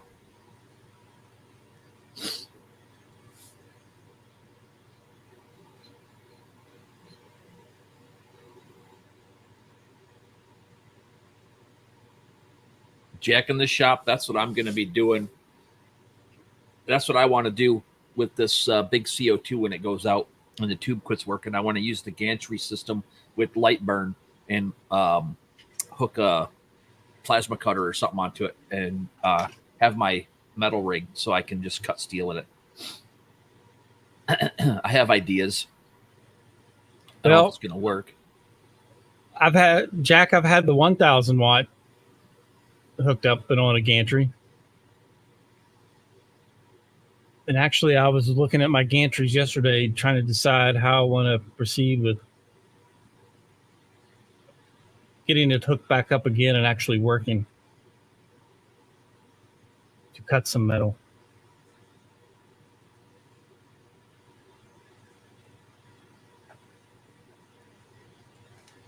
I was thinking of using the automotive relay again as the switch to turn the laser on and off and have Lightburn control it just by using the air command. So air on and off from one of these gantries that supports the air assist, or just buying the air assist module and using that, the M7, M8 command module, and using that to fire the relay. That way Lightburn could basically control everything.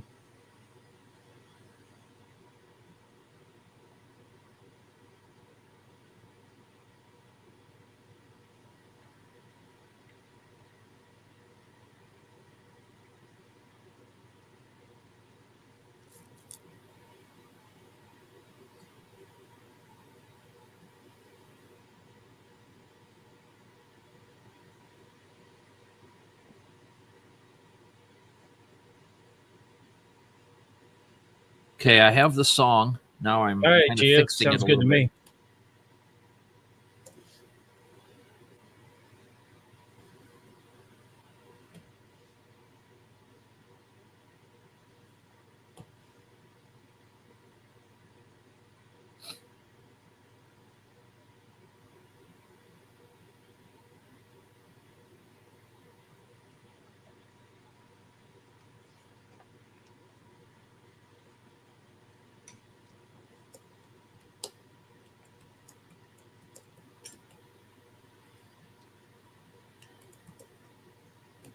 All right, while that thing's finishing up, I'm going to show you something else. I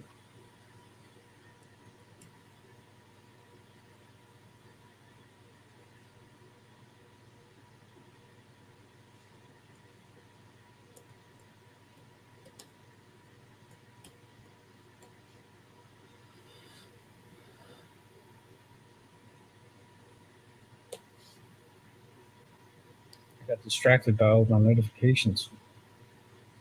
Oops.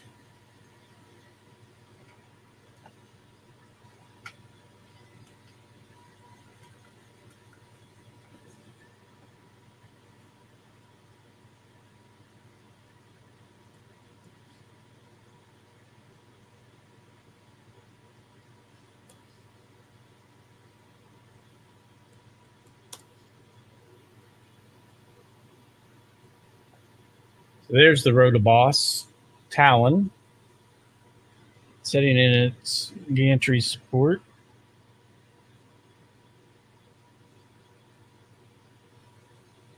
And what I did, Brad sent me a riser for my UV, so now I can use the 300 millimeter lens with the UV. So I'm going to do the baseball bat with the UV laser, Rotoboss Talon.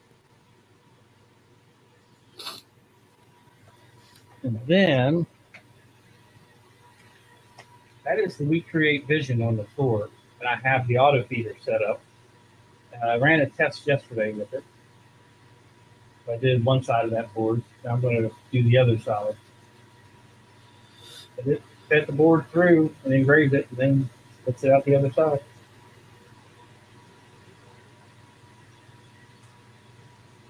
And then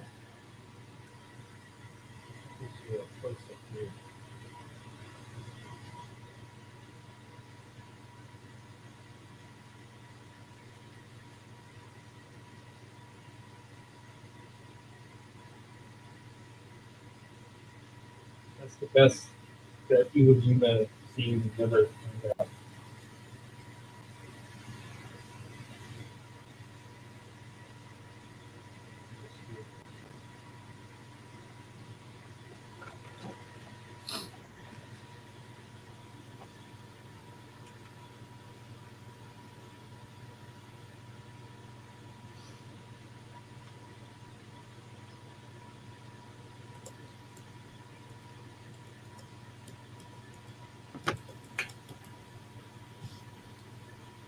If any of you guys use your phone for videos via I use the HDMI out.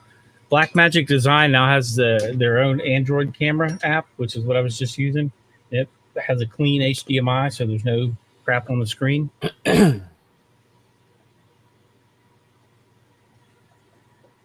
check that out.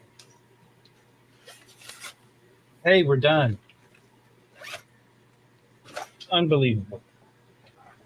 The alignment was so easy.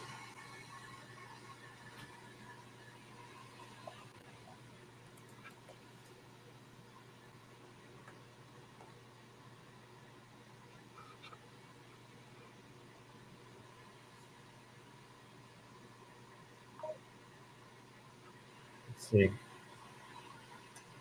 Yeah, that detail is amazing. That's the best I've ever saw that look. And you can see that it is a pretty deep engraved too. USMC logo looks good.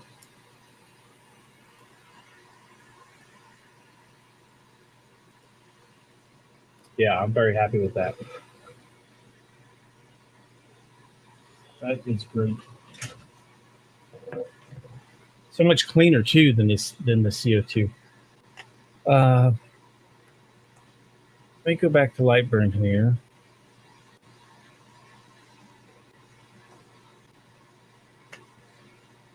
I'm going to preview this now.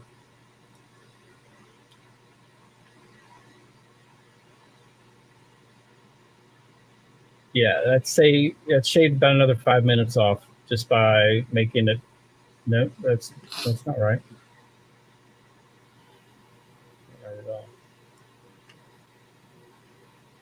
Did not shave any time off.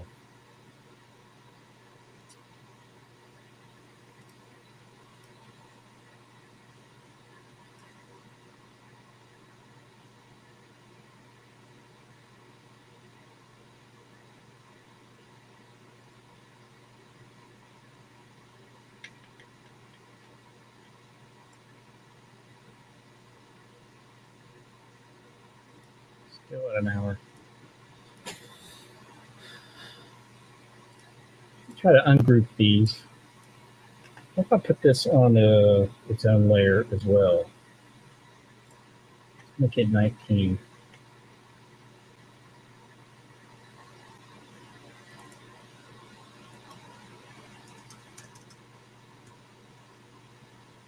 $1,090. 16 bidirectional. 0.1. 0 passes 1.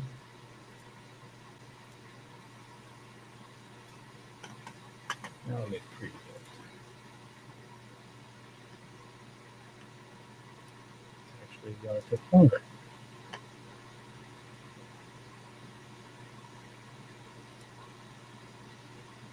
Ah, that's set on flood fill. We don't want that.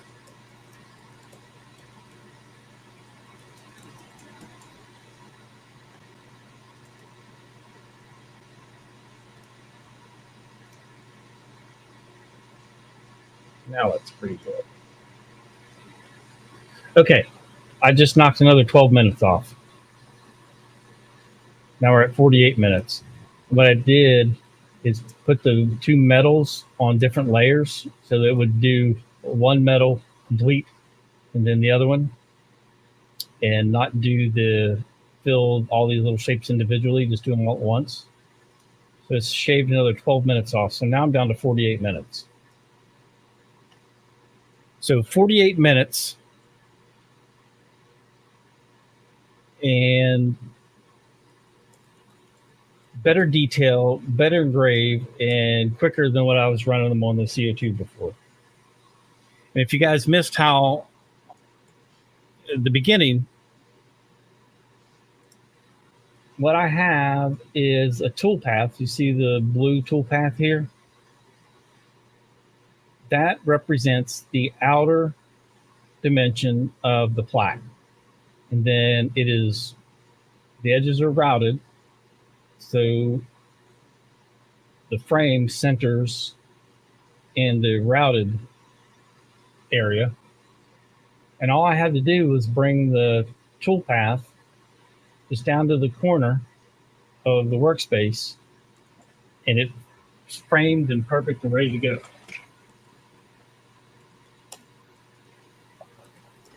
So let me show you that again. Let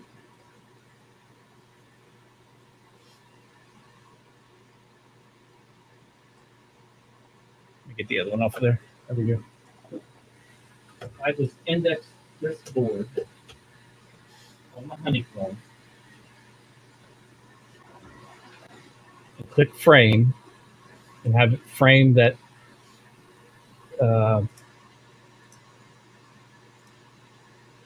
frame, just the frame, not the toolpath. You'll see how easy that is to line up. There's no guesswork.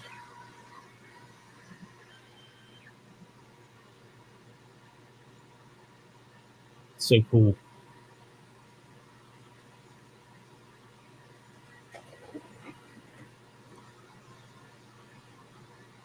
All right, I'm very happy with round one. Somebody asked me, oh, what screen capture? I use an A10 Mini. It's an audio video switcher, and I have one output from my video card going into the A10 Mini, and it mirrors. Oops. And it mirrors this screen.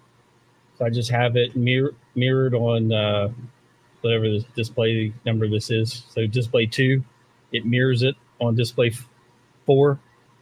So I have 4 video outs. And that's what I use to capture it.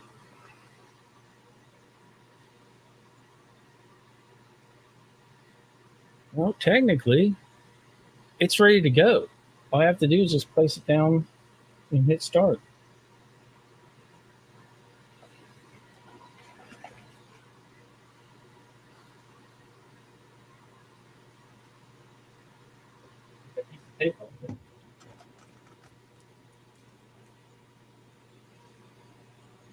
We're ready for number 2.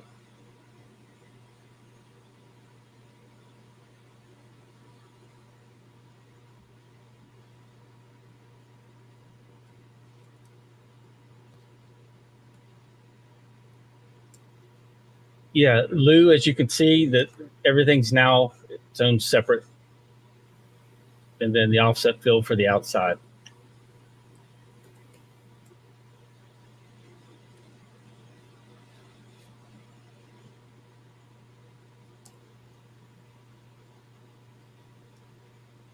No, you can't see it. Now you can. So right now, every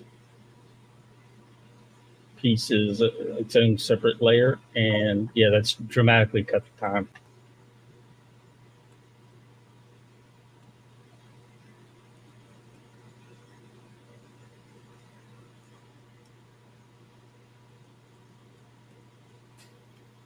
Well, it's time to do it.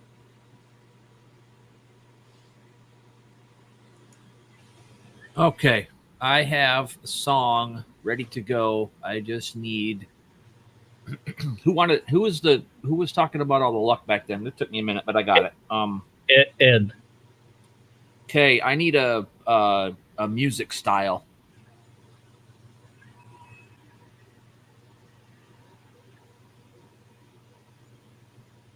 Ed, are you still watching? Here. We need a music style from you. Paging Ed.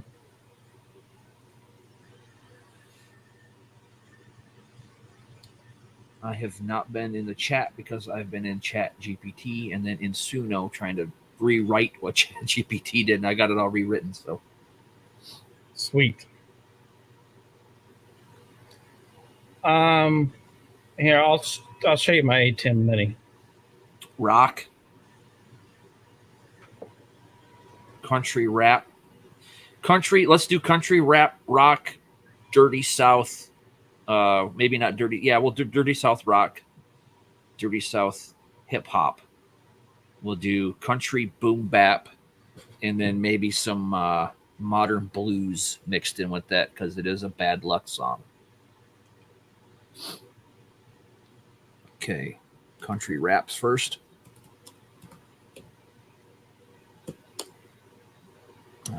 Southern rock. Let's do southern rock.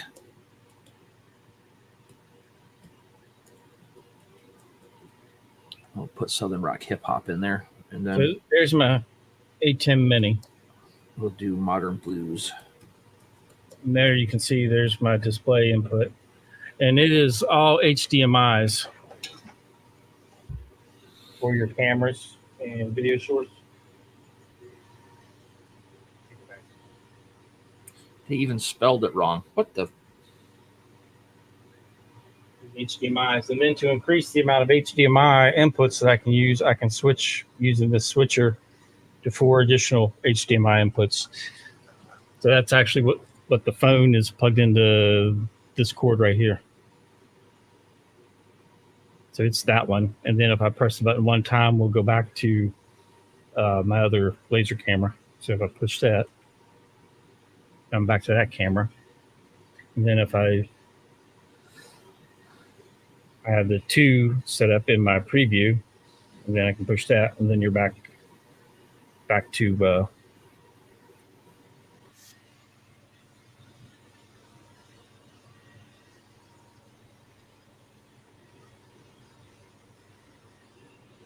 oh, sorry, I had to yawn.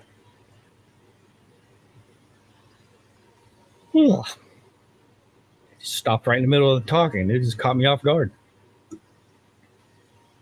But anyway, that's how the A10 Mini works.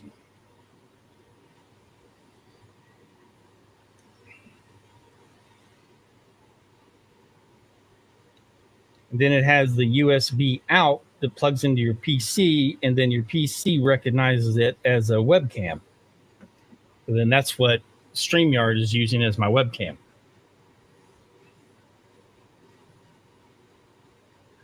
Okay, the first rendering sounds pretty good.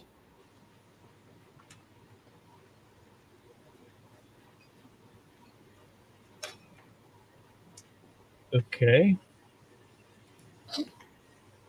Just making sure that it doesn't mess up as it goes through its singing.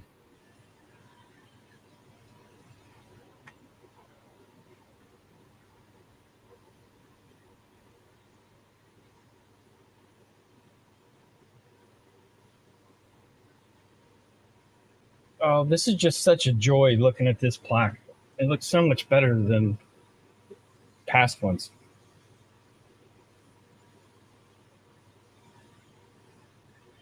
Oh, yeah. That's where it messed up. Okay. Got a second one.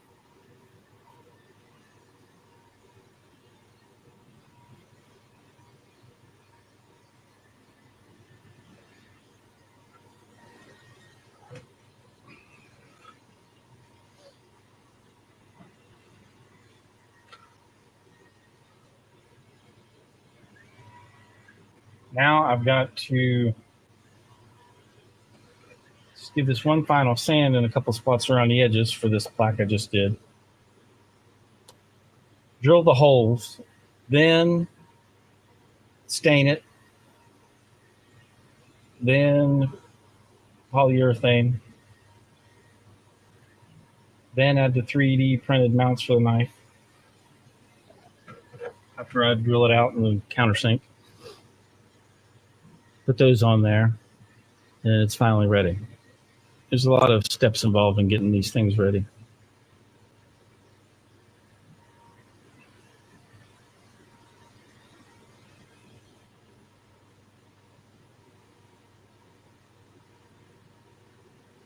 I could do a reggae version of it. Give me a second.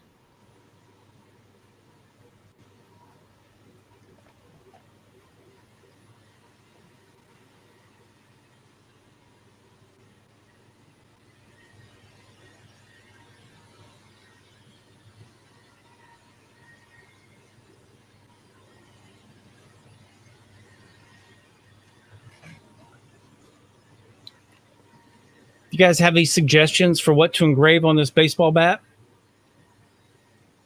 I'm limited by lens size, so it'll be about 12 inches width, and it will go a full wrap, basically, is what I want to do.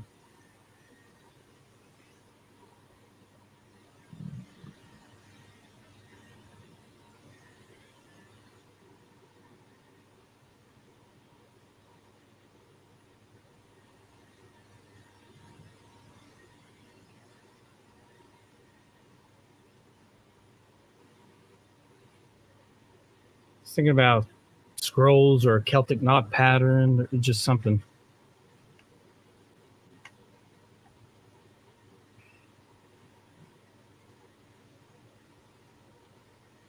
Something neat.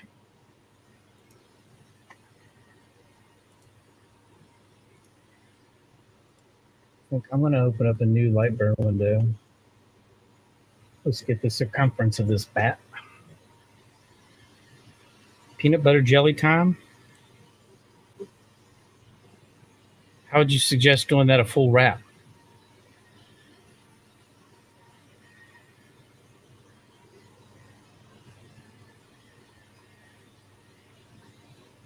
So I got Pacific reggae, southern rock, breakbeat, hip hop, modern blues. That one sounds okay, but I've got a different. I'm doing another one with Pacific reggae, hip hop, modern blues. We'll see what that one sounds like. It's doing too much of the blues and rock. Add DJ scratching in there too, or turntablism.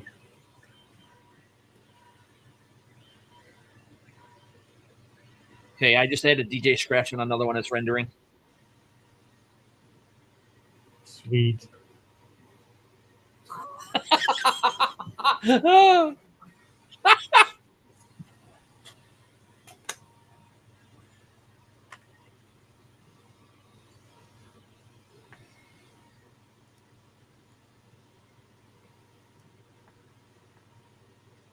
Let's see. I need my calculator.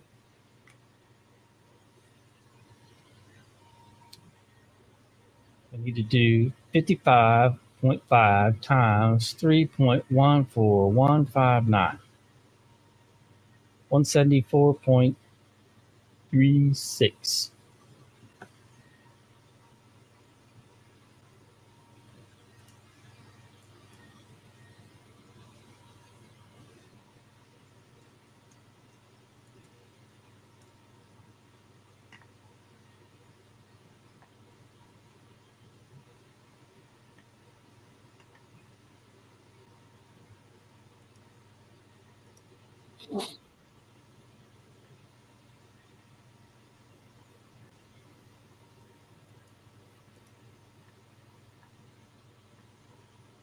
I didn't mean to do that. Oh well.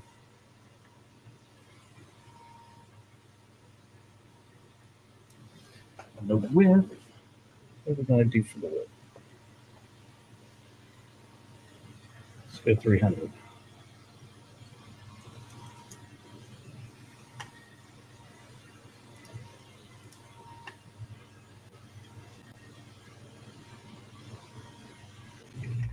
Jerry has, Geo didn't think that far. Just a random thought. Hit a home run with LaserMatic machines. Celtic pattern. Okay.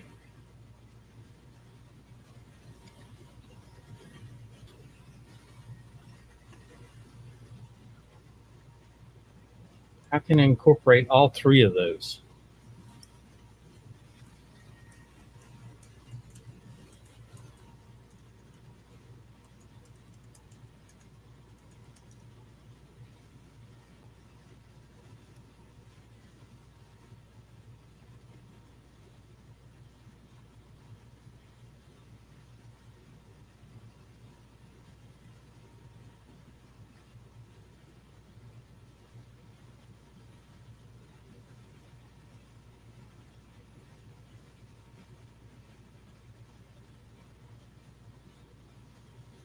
It's peanut butter jelly time over top of a Celtic would be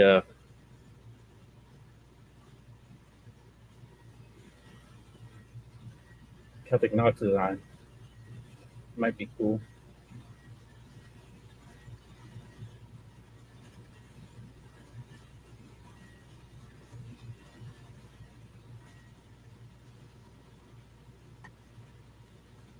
Wait, what if I use AI to make a banana holding a baseball bat and engrave the banana holding the baseball bat on the baseball bat? Oh, now you're talking.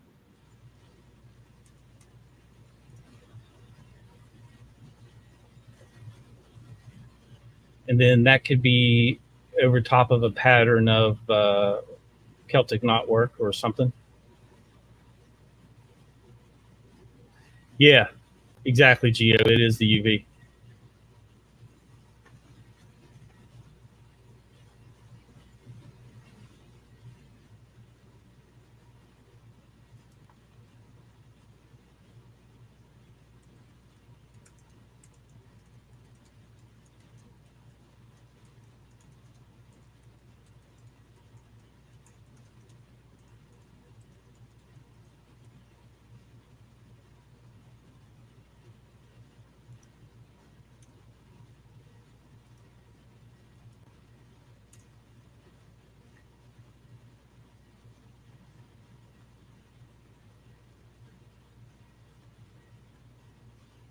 Geo, I was thinking that as well.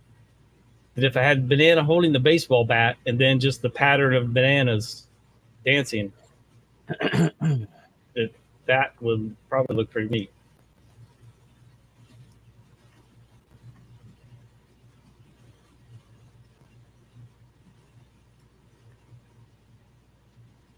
Home Depot sells a large CO2 dirt cheap. No, I did not know that.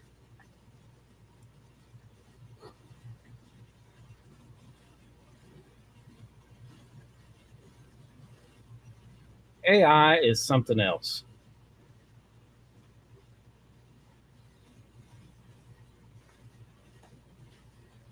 Here's what we got so far.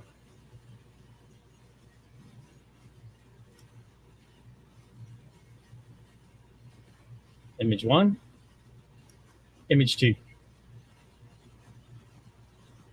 1 or 2.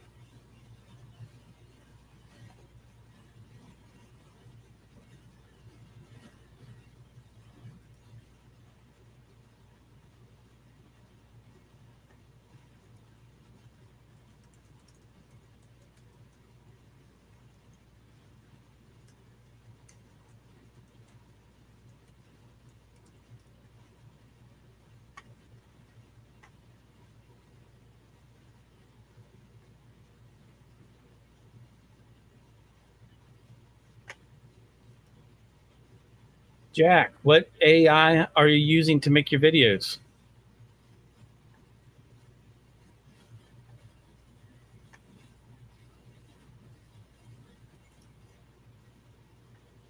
Oh, and here's image, excuse me, here's image 3. Oh, that's funny. I like it, but he's missing his legs. I like the leg. Well, bananas don't have legs. I mean, everybody knows they have arms to swing a baseball bat. Yeah. This is AI, so we're just going to add artificial legs.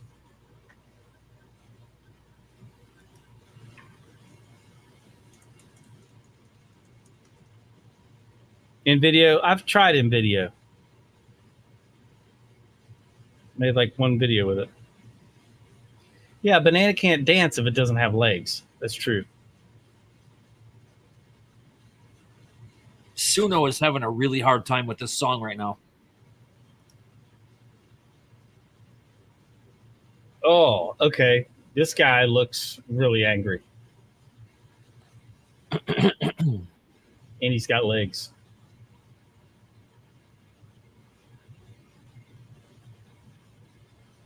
Might have a winner there.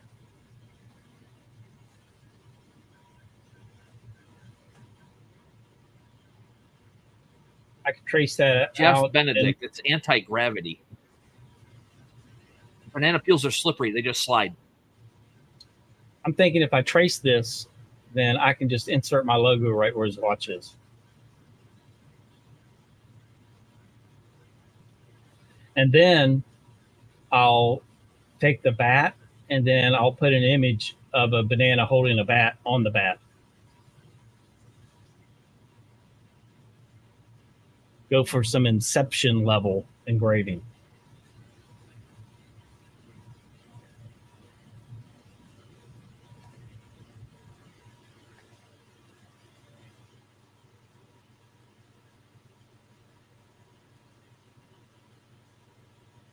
Oh, my logo has a tattoo on his arm. Oh, that's even better.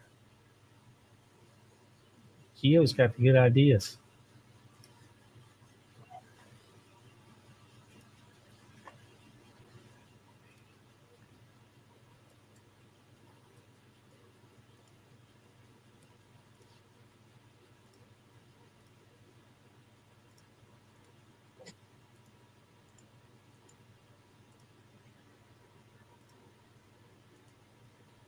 Oh, that's, yeah, See?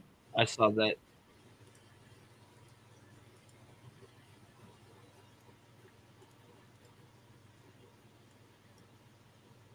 Ah, good one.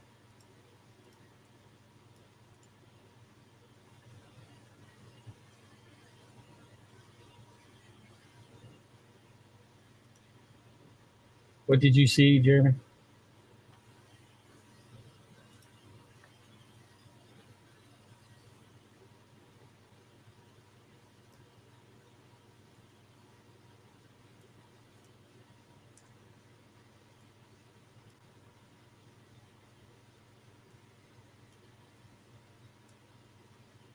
Got a really good phrase from this guy.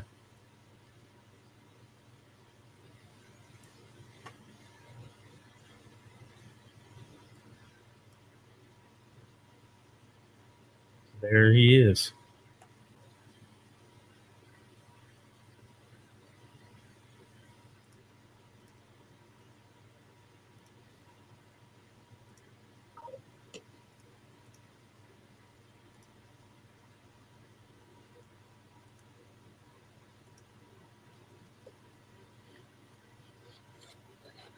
Where'd my art library window go?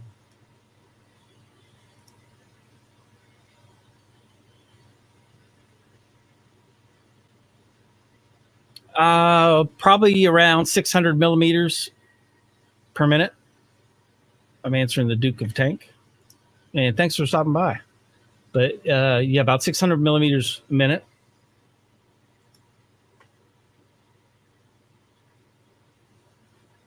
One nice guy. Thanks for stopping by.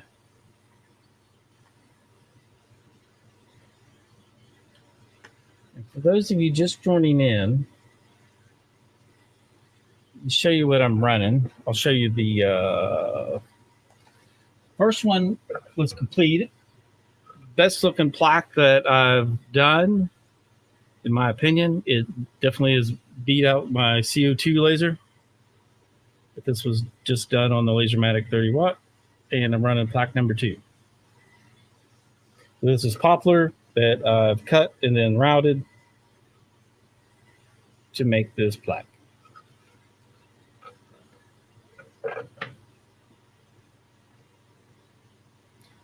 So that's what you're seeing transform there.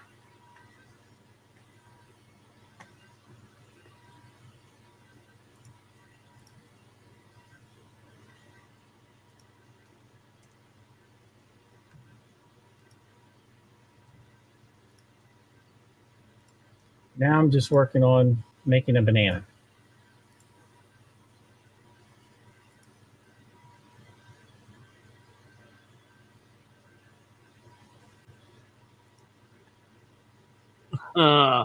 I quickly misread what Jeff just said. Do you have a problem with your poplar warping? I read that as, do you have a problem with your popularity warping? It's like, no, just my reality. I have not had a problem with the poplar warping.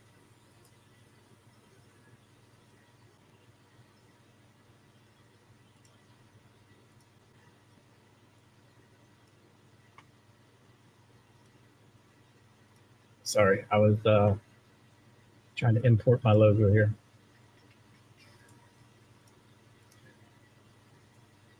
Poplar is supposed to be one of the woods that warps the least.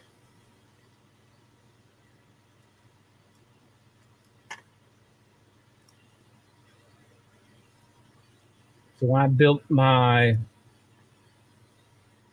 12-foot wide projector screen they use for the theater room, I built it out of poplar. And so far, it has actually stayed nice and straight being down here in the basement.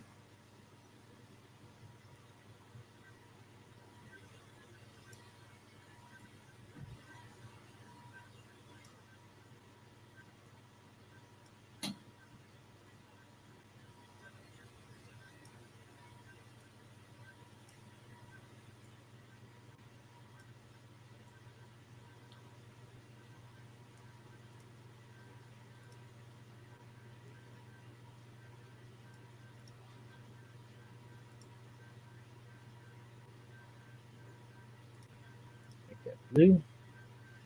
All right, I've got the logo as a tattoo.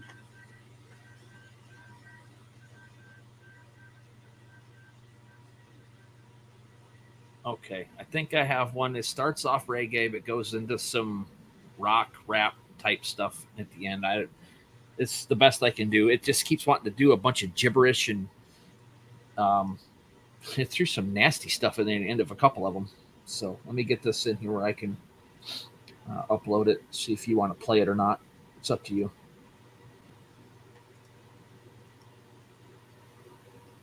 You don't like it? This one's fine. It's just I'm not going to waste any more time on it right now. Gotcha. And I got the lyrics video so you can read along with it. Okay. Yeah, I can play that. It ends at like 2 minutes and something, but it's like 3 minutes and 25 seconds long because AI just wants to keep it going. So when you hear it at the end there, it starts to just do nothing. You can turn it off because I have no idea what the end of it is. I didn't listen to it. Gotcha. The Duke of Tank brings up a great point. Whenever I finish these signs, I do urethane both sides of them, stained and urethane. And he points out, finish both sides. One side does not absorb moisture while the other does not. Yeah, that's woodworking. Basically, woodworking 101 is making sure you have both your sides done so that it doesn't warp and collect moisture and all the smells from being around everything. I'm running this engrave at 10,000 millimeters a minute. That's based on a material test that I did earlier. Sorry, Kenny. I didn't know you were joking. Because I was being serious about what you wanted to hear. Here's the material test I ran earlier. Well, let me turn it up first. There we go. I ended up going with 10,000 and 90% power. Could have went a little faster. But I was pretty happy right there. And it's still running faster than what this ran on my CO2 gantry.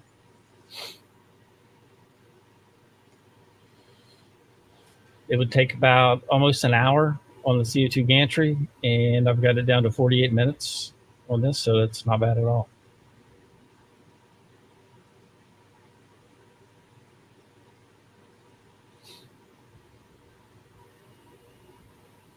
Yeah, I think that song's ready. Okay. It's called The Luckiest Heroes. Now, I worked on all my grouping. Each is running individually. So there's no lack of there's no white space scanning to speak of.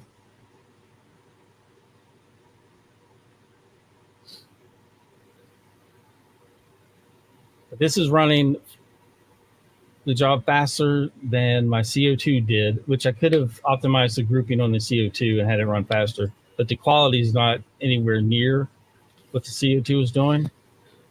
Or the CO2's quality wasn't anywhere near what the LaserMatic is doing.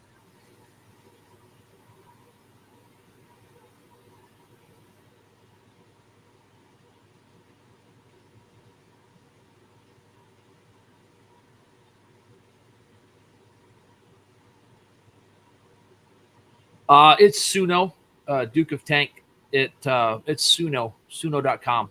You have the option to do an MP3, a WAV format, or a video. Basically, the video is just like the picture icon that it puts on for the song, and then it does the lyric video up as it goes. There's nothing really fancy about it. You don't even get to choose the picture it gives you. Did you send me the link? Yeah, it's in the brand. Oh, okay. I put it in here. Yeah. Oh, you uploaded it. Yeah, I figured it would be easier to play. Definitely.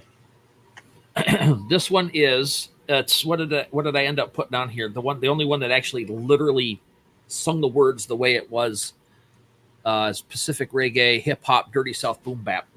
It starts out reggae and it goes into some other stuff, but it's decent for doing a quick Chat GPT song and then changing up some of the lyrics just so it flowed a little nicer. I didn't change much. I just kind of rearranged some of the wording. All right, mark this time. 2 hours, 23 minutes into the stream is when we're going to play the song for Ed. So we can let him know. All right.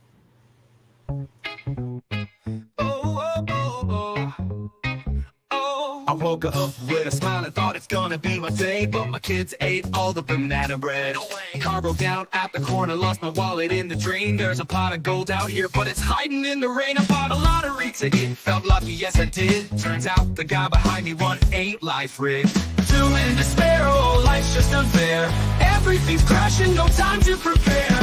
Sideways it goes from my head to my toes. When you're cursed with bad luck, that's just how it flows.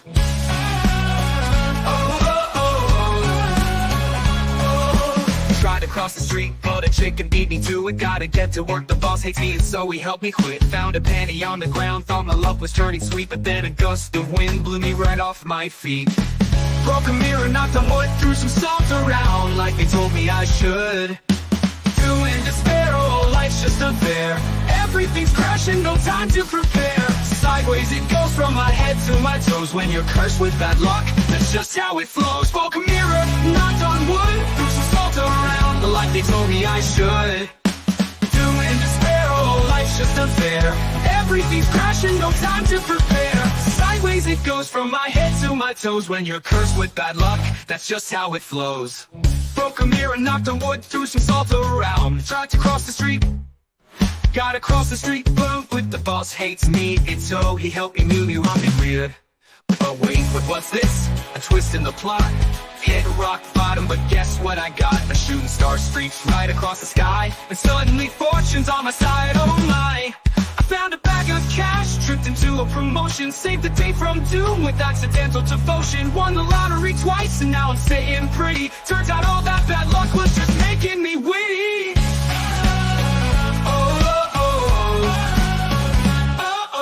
No more despair, I'm flying through the air. Luck's on my side and I'm a millionaire. Sideways it went, but it's all heaven sent. When life takes a turn, it's the best it's ever been.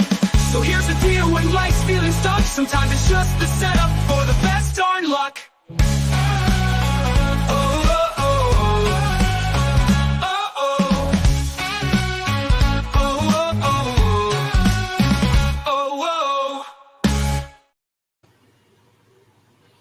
Yeah, so I couldn't get it. I couldn't get the Suno actually.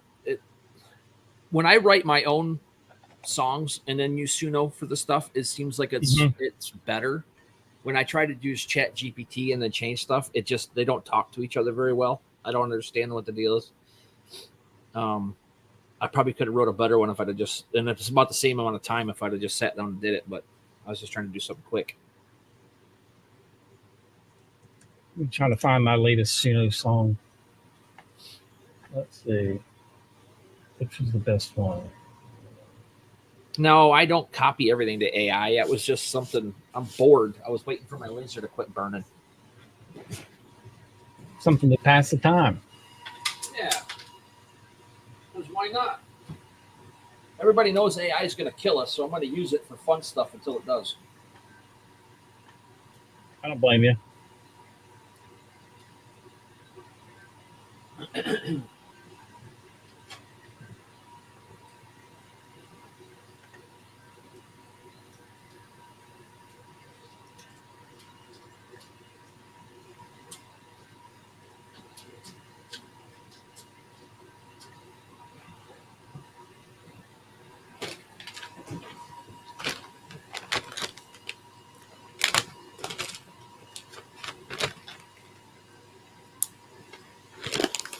I wrote a song about Federalist Papers and then sent it to Suno.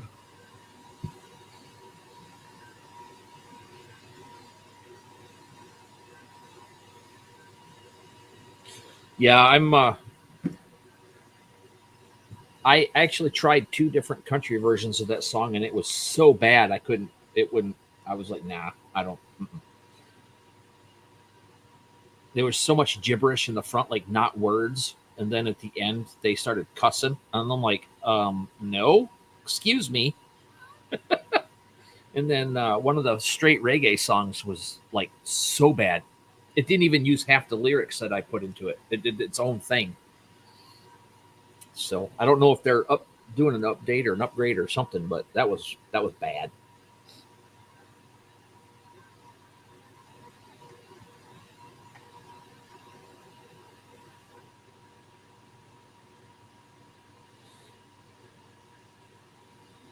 Yeah, I don't ask AI for information on anything. I just use it to goof around with this stuff and to make some like vector art stuff for cutting on the laser. But that's it for in Bing Designer.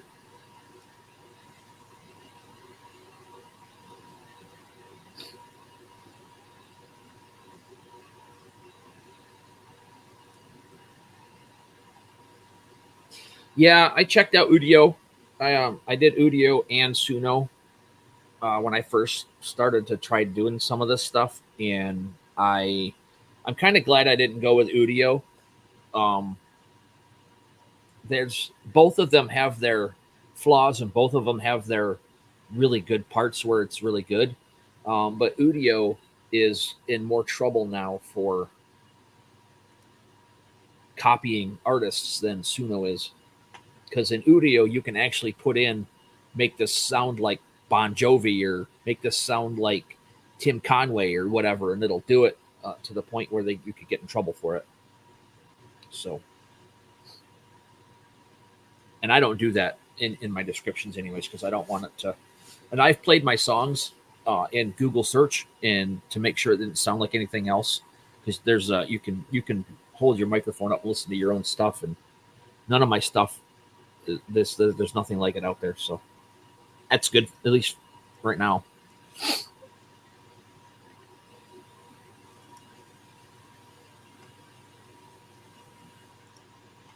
But Jack, I would be proud of having only 2 songs. It's nothing to be ashamed of. I'm going to see if I can upload this to Brand.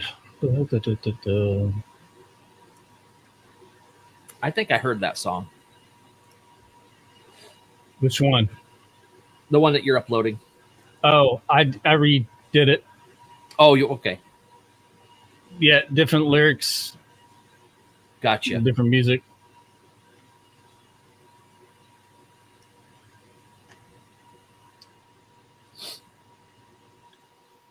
Now, my songs usually come out of my head and get put on my phone at 1 o'clock in the morning when I'm laying in bed. So, hey, there's I found a GPT that if you put in an artist's name and a song, that it will spit out a prompt to get you close to that music style to use in Suno.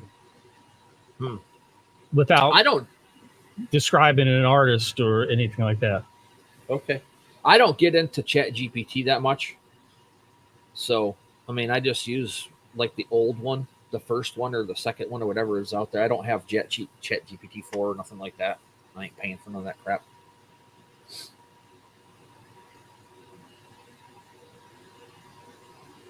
Heart to Heart by, hey, everybody. We got to check out this song. Cool. I'd play it on the stream, but I'd end up with a copyright strike. So Yeah, everybody probably. just make a mental note and check that out. Heart to Heart by Shekinah King. Did I say that right? Shekinah King, yeah.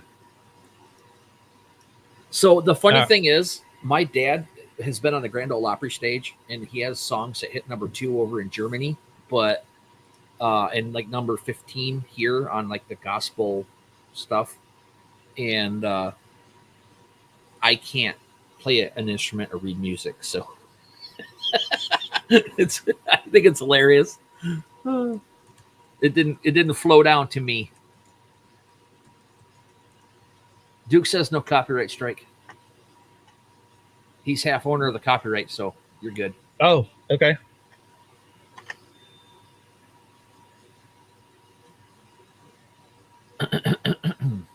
And I'm not doing this to take anything away from any artist. I just have crap in my head, and I want to get it out because I like music. So I usually do it for myself. Create my own playlist in the shop so I don't have to listen to all this crap. Here, I'll play this one while I'm looking for pulling that other song up. Yeah, if you guys don't like it, just leave a comment and shut it off.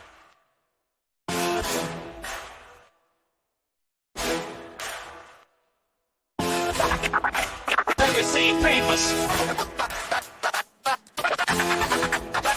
Let me see your papers. Let me see your papers. 1787, they laid it all down. Hamilton, Madison, ready to throw down. Pens like blades, they cut through the noise. Federalist papers, ain't playing with toys. Hamilton said, we need our own crew.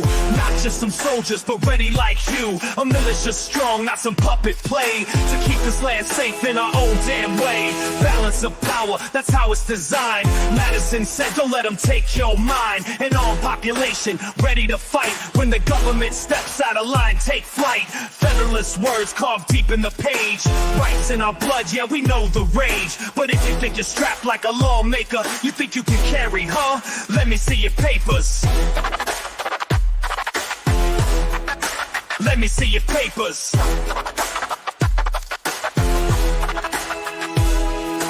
Madison's back with that 46 heat. Telling you straight, no lies, no deceit. State militias, soldiers of the street, ready to roll when the lines get beat. If the feds push too hard, make no mistake, we've got the firepower, high stakes. Defend your freedom, guard your land. Better come correct or you'll get the hand. Hamilton warned, keep your eye on the game. Stay armed, stay sharp, never be tamed. Don't let them take what you know is yours. Protect what you got, settle the scores. Federalist words carved deep in the page. Rights in our blood, yeah, we know the rage. But if you think you're strapped like a lawmaker, you think you can carry, huh?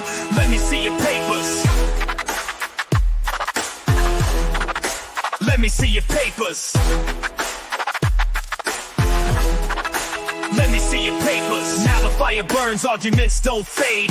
Rights on the line, it's the game that they played. Know where it's from, who fought for the cause. Before you talk, better learn the laws. Hamilton, Madison, set it in stone. Checks on the power, don't face it alone. Read every line, know the drill. Before you pack heat, know who's got the will. Federalist words carved deep in the page. Rights in our blood, yeah, we know the rage. But if you think you're strapped like a lawmaker, you think you can carry, huh? Let me see your papers. Let me see your papers. Let me see your papers.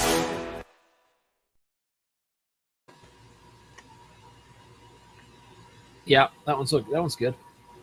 Nice guy's got a question. Is this plaque for a Navy captain? I can't make it out if it says corporal or captain. This is for Corporal Woody Williams, Medal of Honor recipient, World War II. Kenny says word. Okay, I'm at the YouTube for Shekinah, and where is that song? Kenny, did your hat flip sideways and you cross your arms and sit back in your chair kind of at a lean?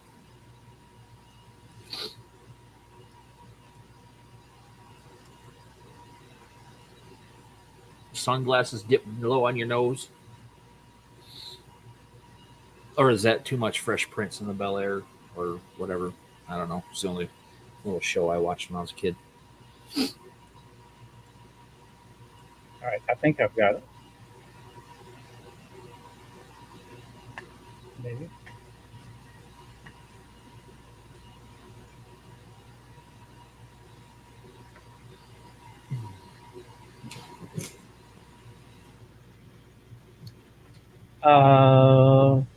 This link is just spinning.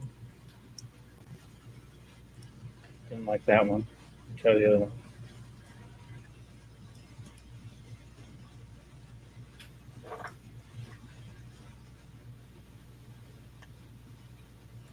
I don't have a code.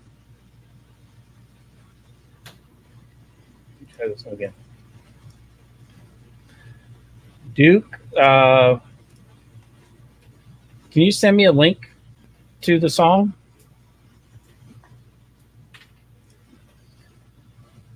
Send it here.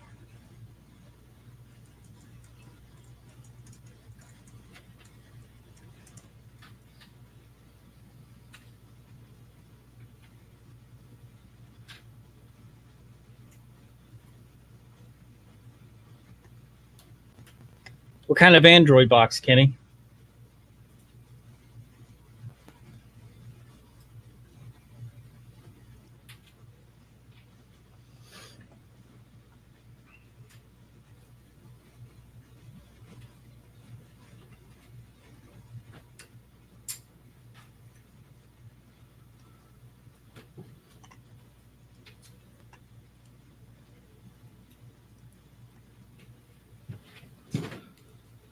All right, now let me get back to this banana.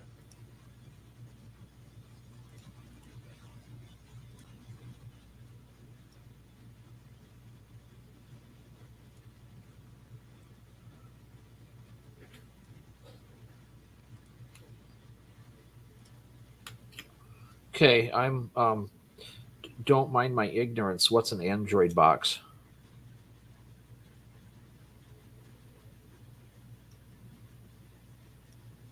I'm not into electronics and all this computer stuff. I want to work.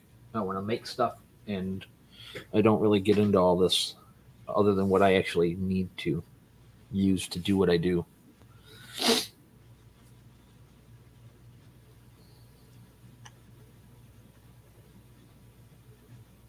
Let Kenny explain that one.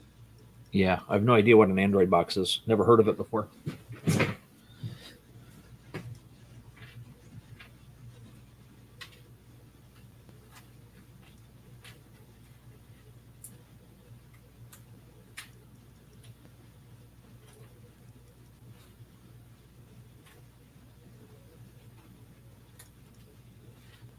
I'm not familiar with one he's particularly talking about.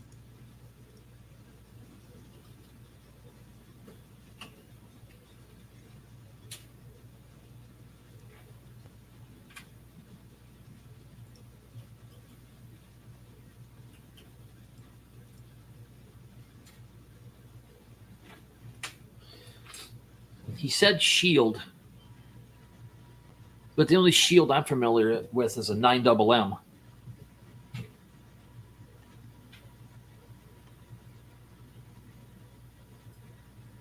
From S&W.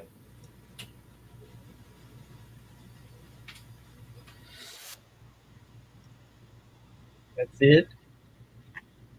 9MM.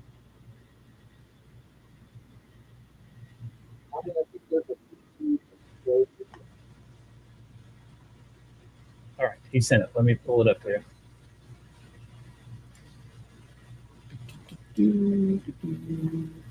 There it is.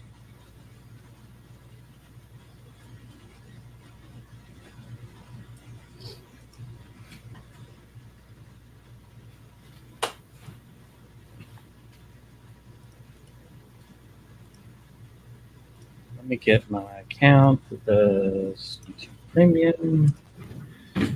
I'll thank Duke of Tank for you. He just sent you $5. So thank What? you, Duke. Well, thank you. I appreciate that. I just happened to look over at the screen. I saw the green tag at the bottom. You did not have to do that. Well, we just hanging out having fun, man. We're not doing anything important. Yeah, I'm going to play the song just because, not Heck yeah. for money. But I do appreciate it. Thank you very much. Now, let me go to my volume mixer.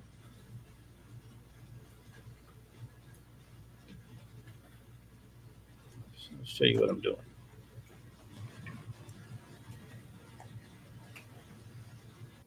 All right. So back to the A10 Mini. What I need to do is tell Google Chrome to output to my Blackmagic Design HDMI. And then I'm going to start playing this. And Jeremy, let me know if you can hear it, because I won't be able to hear it, but I should be able to see the sound meter moving on the A10.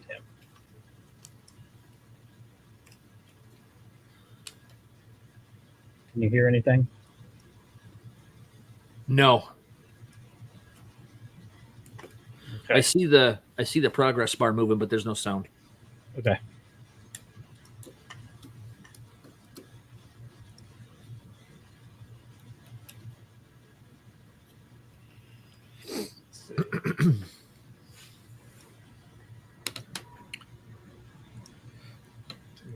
do is that and Chrome. That should reset it.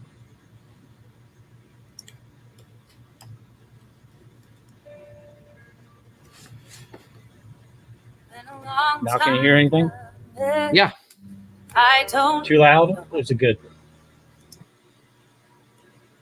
I only heard two words. I only heard 2 words. Can't tell. All right, here we go again.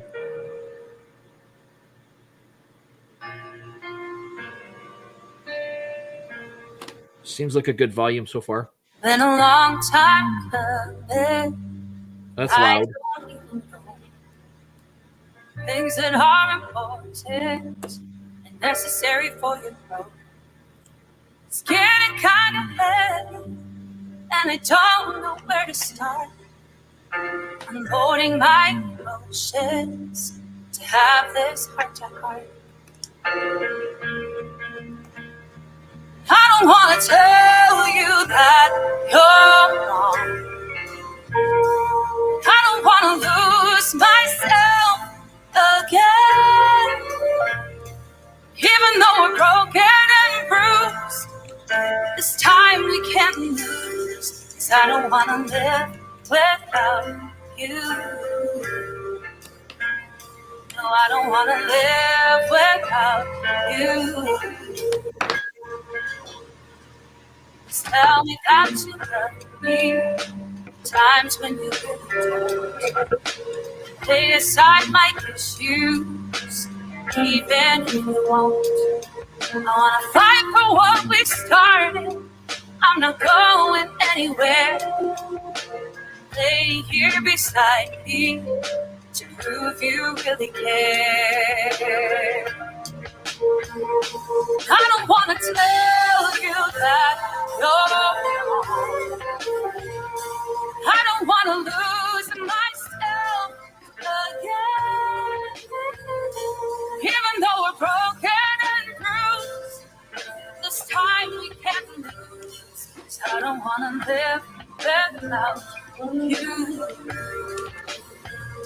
No, I don't want to live without you.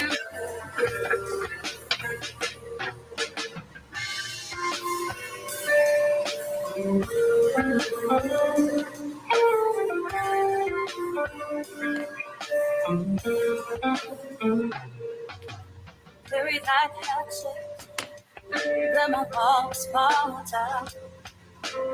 Leave that white flag, that means you'll stick around. I'll bury that handshake, let my walls fall down. I'll wave that white flag, if it means you'll stick around. And I don't want to tell you that you're wrong. I don't want to lose myself again. Even though we're broken and bruised, this time we can't lose. 'Cause I don't want to live without you. Yes, it is a provision piece. I'll explain that in just a moment. I don't want to live without you.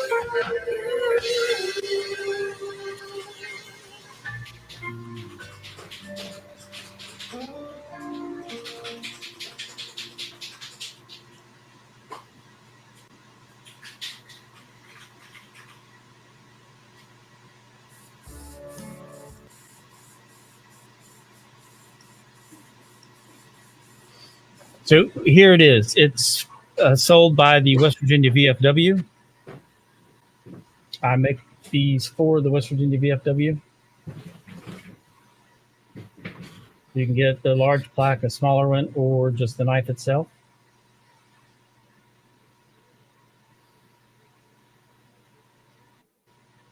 These are the first engravings, the first batch that I ever did and got pictures of.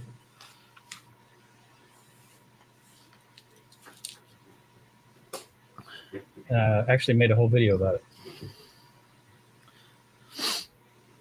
Yeah, that was a good song. I liked it.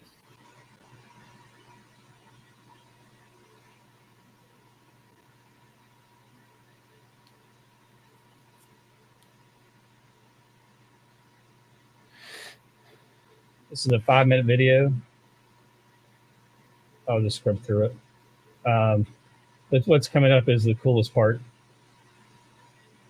There, he's given us his signature so that I could convert it to vector and actually engrave it onto the knife.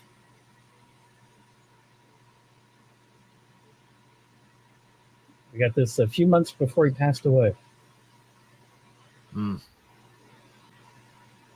Wow. And he gave me some coins.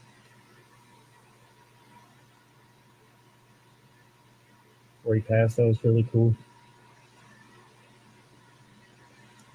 But I make the stamps. Each knife comes with a certificate, so I 3D printed handles and made the stamps.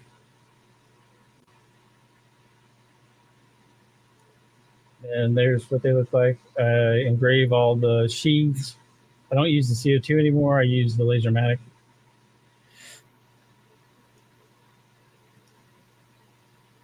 There. I have a different saw now. But so I cut them and route them myself. And there is the engraving on the CO2.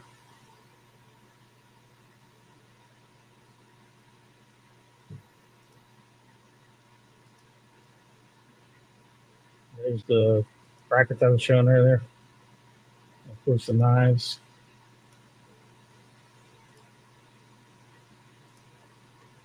There, that covers it.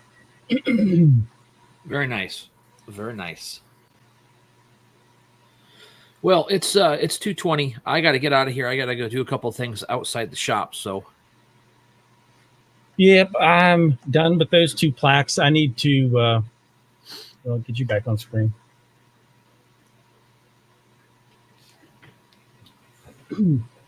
I'll show you this again. This is one of the very first versions. So you see how it has the 3D printed little hangers for the knives. And they're screwed in from the back.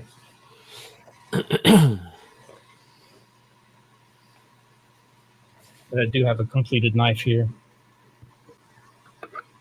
And it rests right like that. That's cool. Duke, I did on the living hinge box that I did for the card receiving box for my daughter's graduation last week. I cut it all out on the CO2, and then I decided I wanted something on it, on the front of it. So I just put it in the LaserMatic and burned it on the LaserMatic. I get a better result with that than I do with the CO2 for my engrave on mine. Normally, if it fits in the LaserMatic, I'll use the LaserMatic. And if it's not too thick, it's thicker, then obviously I'd use the CO2. But when in doubt, I use the LaserMatic. And now that I have the XW, which is almost 2 feet wide, I'll be using the CO2 a heck of a lot less. Except for, as one nice guy pointed out, except for clear acrylic. That's where the CO2 rules. Yeah. Well, the lid for this box it had 2 living hinges that curved down. And so in order to come up, over, and down, it was like 24.5, 25 inches long. So I just cut it all on and it was 1/4 inch material. So yeah. Then I just used the pass through on the back and slid it in and engraved it. It hung out the back for a ways. Nice. This is the thing that I was working on. I'm going to send this to you for the roast my burn. Okay. It's okay. I think you're right. I think it does look pretty decent with the fade, but it's not what I wanted.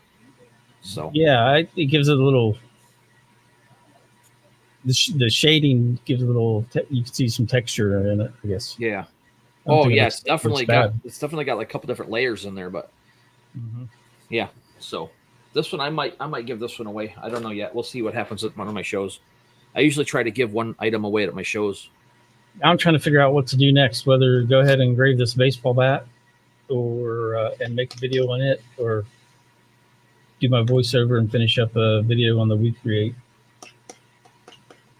Yeah, I started to make a video on this and it didn't work, so I'm going to switch gears and do something else. And then I need to stain and urethane those plaques so I can get those packaged up to ship out this week. Although I have to work the next 2 days, so I won't be here to do that. We'll see. Okay, Hello, well, Moses. How's it going? Moses just popped in. I'm gonna pop out. I got stuff to do, so I will see you All right. later. Go Bye, ahead, everybody. get it done. I'm probably gonna have to jump off here too. What have we been streaming? Almost 3 hours. Yeah. Later, Jeremy. We'll see you. Yep. See ya. And for you folks new to the LaserMatic, I did do these tumblers on the LaserMatic.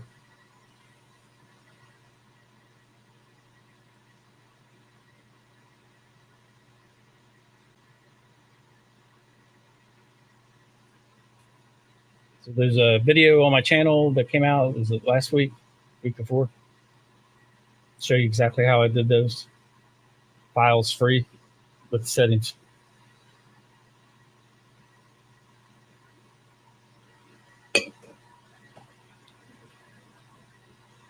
Yeah, Geo. Keep cleaning your garage laser space. I mean, technically, I could leave the stream up and running and go ahead and attempt to engrave this baseball bat. I just need to video it.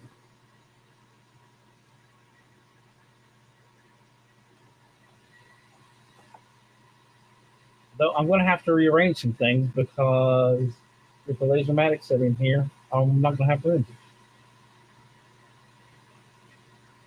Let me show you.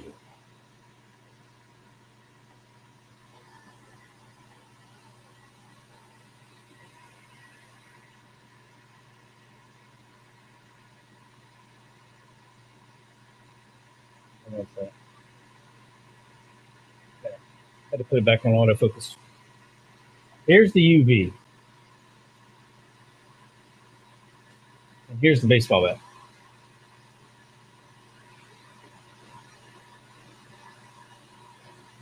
So I need to put that there.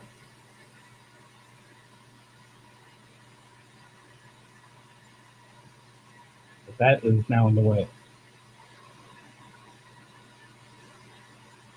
Probably going to have to move the 120 watt over to that empty space and shift the UV box over, and that should give me enough clearance.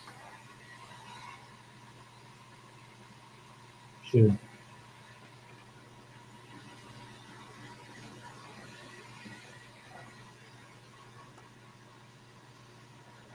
I think that'll be a fun project.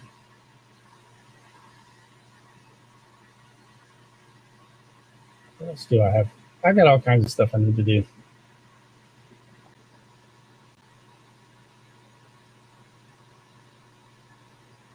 Have you guys ever made your own stamps?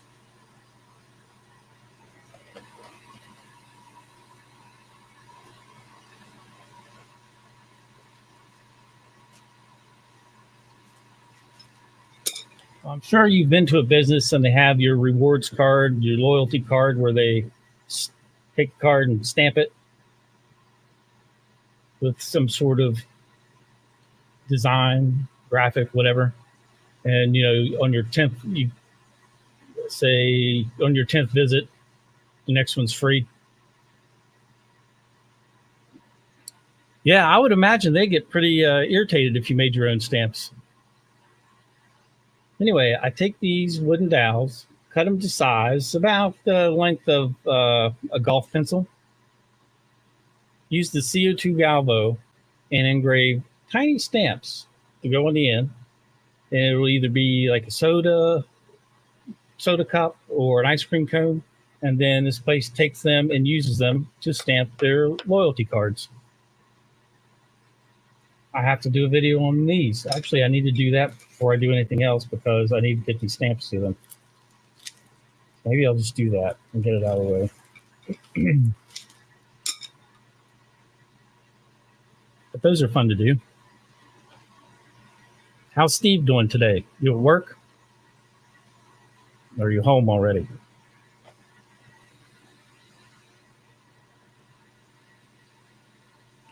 With that, I need to do baseball bat.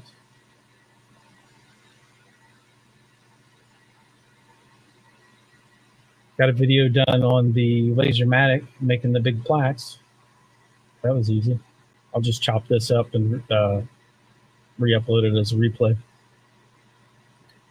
Work from home day. That's nice. That's good. Yeah, Kenny, you could tell the jerky store you want to make their stamps for them. All you need is some. Very good. Ink on it.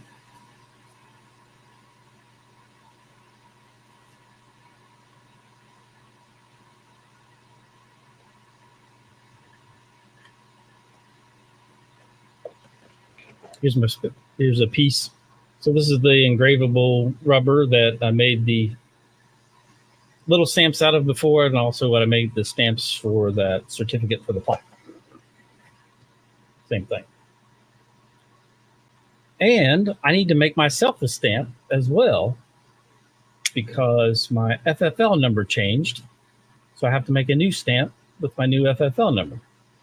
And when I first got the FFL, I had no way to make a stamp of my own. So of course I ordered it. Now I'll just peel the stamp off the self-inking stamp and make my own to fit.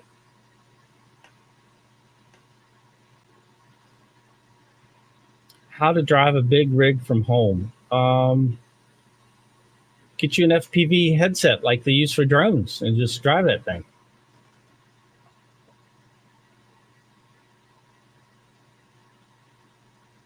You just need some I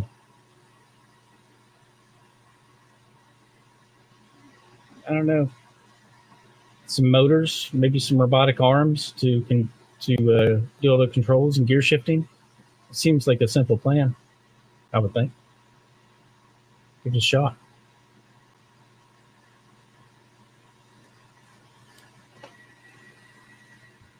But that's what I need to get into the rest of the day. I don't think there's anything else. I got to get a laser boxed up. I got to I'm sending one out to Geo. He's making room for it. I need to box up the LaserMatic for the giveaway. And if you haven't entered, let me post a link before we go.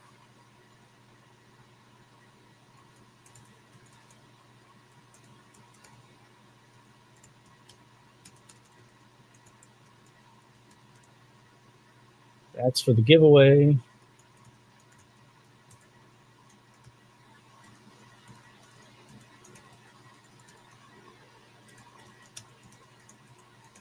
And that's to buy a LaserMatic. Oh, that's handy. One less thing to rig up. They ship themselves. I don't have the video handy. Wait, maybe I can find one.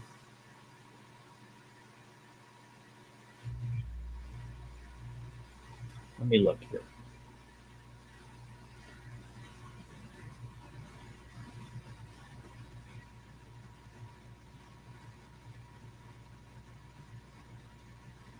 It might have got archived. It did. Anyway, I got a video. I'm just holding my phone like this, videoing the dash of the front console of the truck and the highway, and just so weird. The truck's just driving itself down the highway with no input from me until it beeps and tells you to get your hands back on the steering wheel if it doesn't know the road, or it has cameras that watch your eyes. And if you're not watching the road, it'll beep at you and tell you to keep your eyes on the road. So you can't like eat a sandwich or browse your phone, because it knows what you're doing.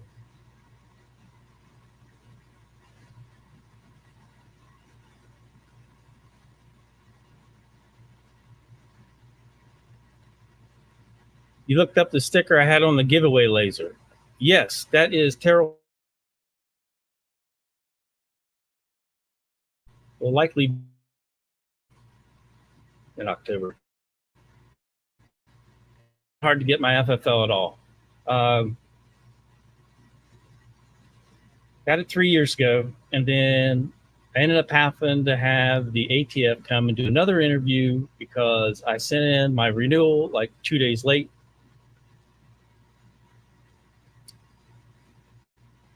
Yeah, I wondered if I froze. The notification came up here. Am I still frozen?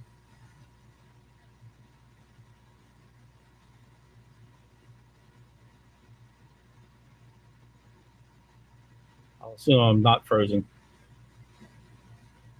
So they had to come and do another interview. Oh my gosh, it looks like dandruff. I got dust all over me from those wood plaques. Looks terrible. I don't have dandruff. It's just sawdust.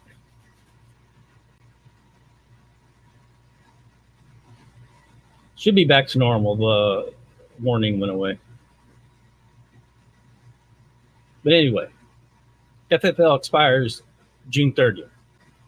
I sent the renewal in June 3rd, but it wasn't received 30 days before the expiration date, which was in the fine print.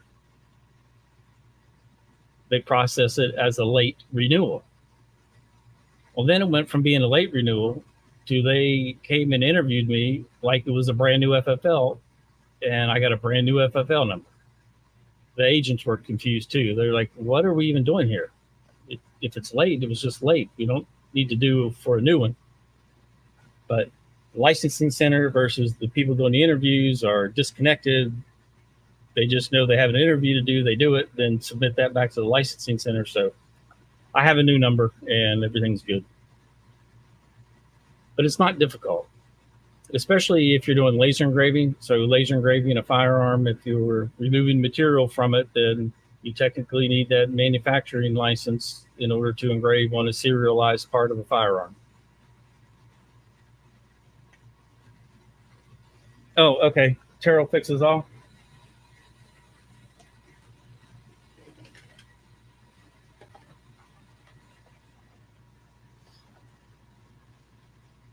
If you're familiar, let me pull their channel up.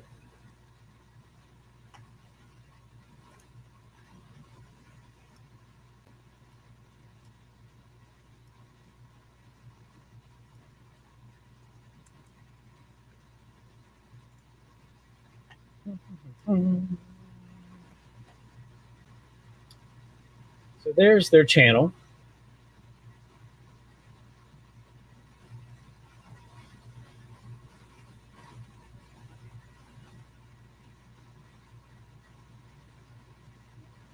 Let's see. So they have lots of videos and good amount of subscribers. But I have a 1974 model Ford garden tractor that I'm going to drive to Indiana and drop off to them. And they were going to film me dropping it off and then do another episode on fixing it up.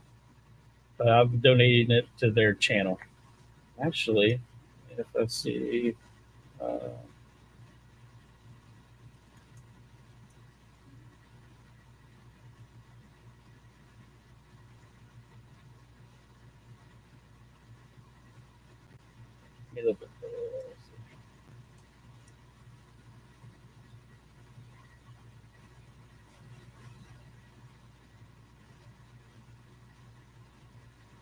can't remember the name of it.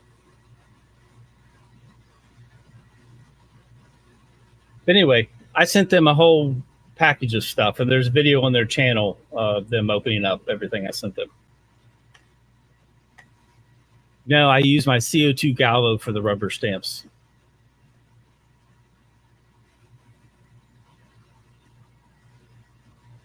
If you're working on a serialized part of a firearm, you do need an FFL to do the engraving. Unfortunately, that's what the ATF says. A serialized part. It's not serialized, so you have your Glock and you have take the slide to someone. Well, it's not serialized, so they don't have to be an FFL. But the receiver is, so if you're going to do any stippling on it, then you would need it. Just like an AR lower, you would need FFL. AR upper, you do not. I don't make the rules. Otherwise, there probably wouldn't be any rules.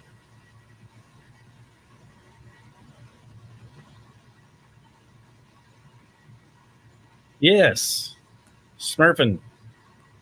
That was a pretty cool care package, I thought. I even made him a box and engraved the box. I need to find that.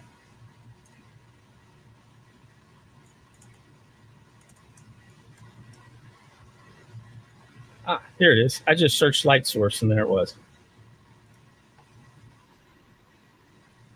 Oh, that was package number 2.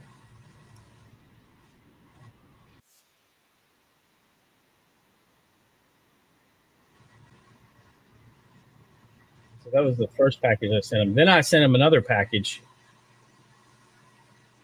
and that's what the second package was.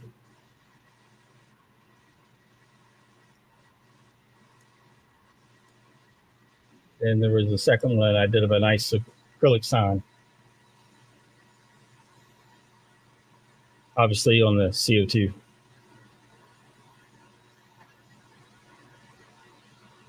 But anyway, that'll be cool to go and meet those guys. I forgot about the LED signs. Yeah, unless you own it, you can work on your own. You are correct, Kenny.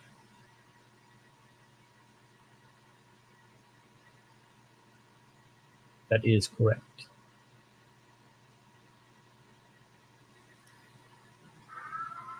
So I just about have my banana pattern here for Gio's idea. I really like that. Let's see.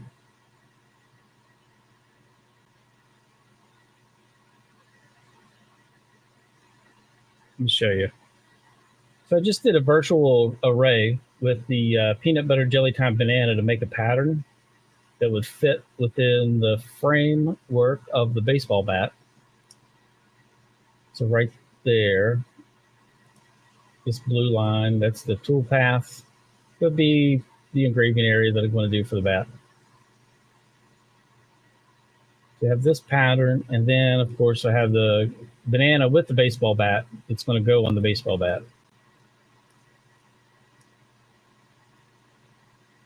I did give him a tattoo, but he's going to go right in the middle of this mess.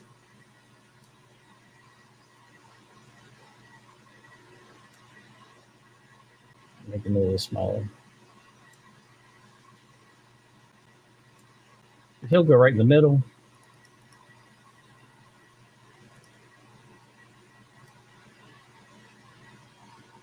I'll do some offsets and cut some shapes and get this so it's nice and clean. And then that's what I'm going to run on the baseball bat, I think.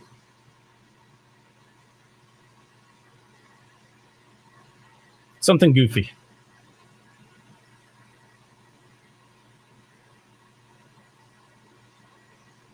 Need to add another row to my virtual array. Edit array. Move this over. That should get it. Okay.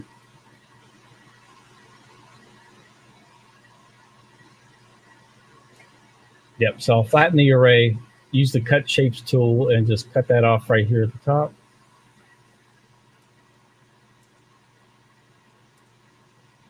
Then I'll offset the banana and use that to cut out so we don't have all the pattern inside the banana with the baseball bat.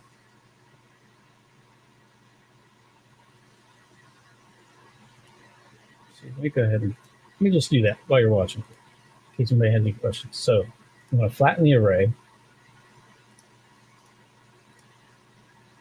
Now, I forgot to hit group shapes. So let me just get rid of the blue guy and get rid of my tool layer.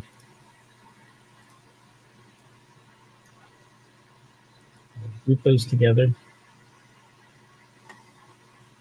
Put the tool path back. I'm going to make a copy of it. Control D for duplicate. And then it's on top, so I'll select this group, and then I'll select one of those tool paths, tools, cut shapes, and now I have these outer shapes that I just cut and get rid of. Then I still have myself a tool path to use for framing.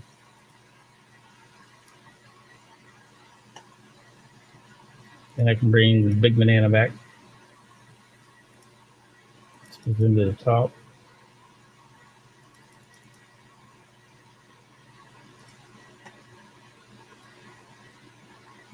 It looks like he's a good size. I'm going to do an offset outwards, outer shapes only.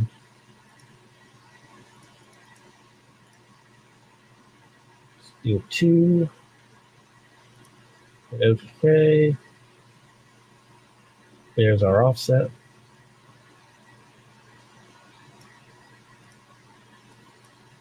We'll line these up. Center.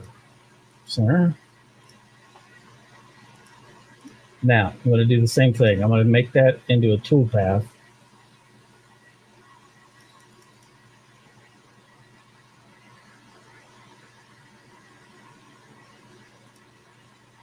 I'll select that group first, select the tool path second, tools,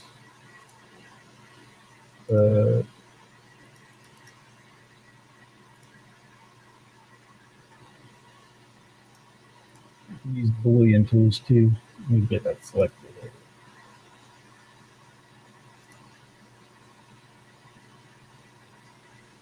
Just do it that way. And I can bring Mr. Banana back. And now he looks nice and clean.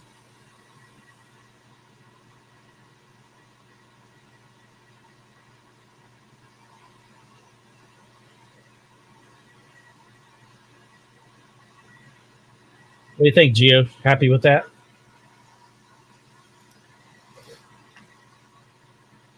He's got his tattoo.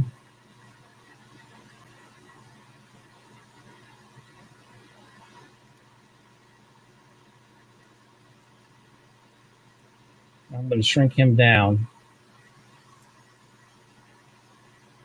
Just his angle.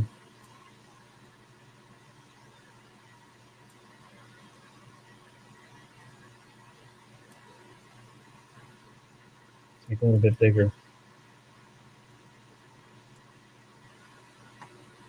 I'm going to offset him. 0.5. Then I'll grab the big one first and then the outline and just use the Boolean again. And now I'm going to put him on his baseball bat.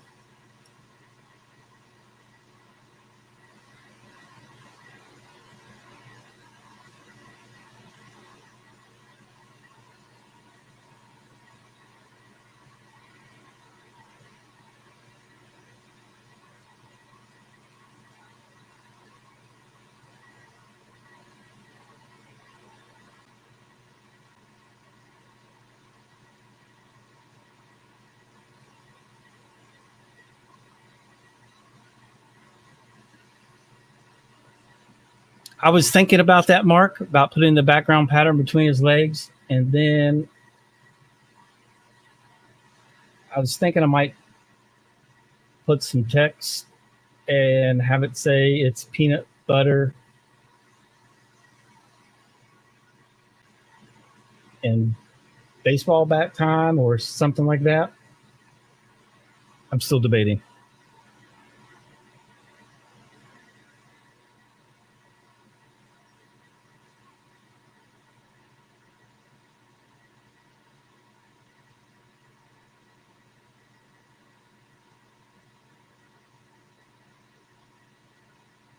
I'm not sure.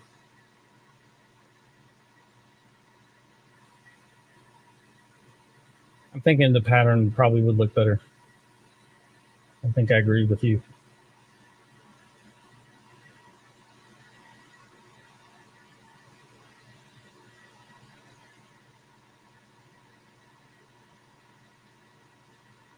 Yeah, yep, it does.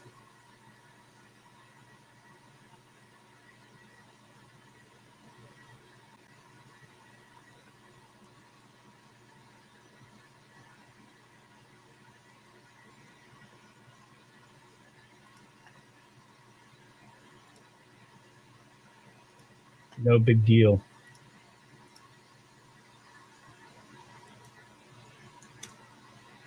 So what's nice about Lightburn, it's easy to fix. 20? No, 2.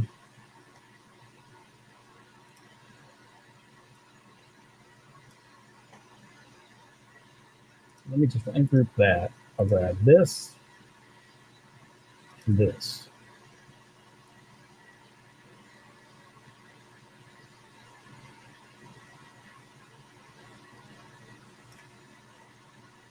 Group those.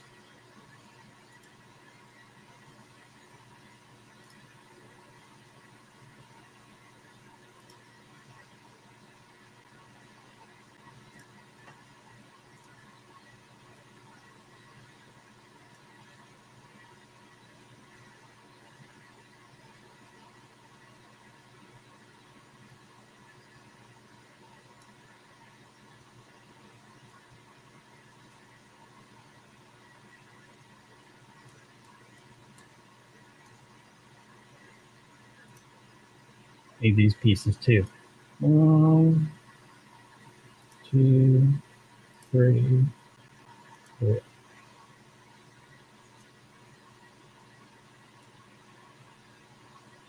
There we go.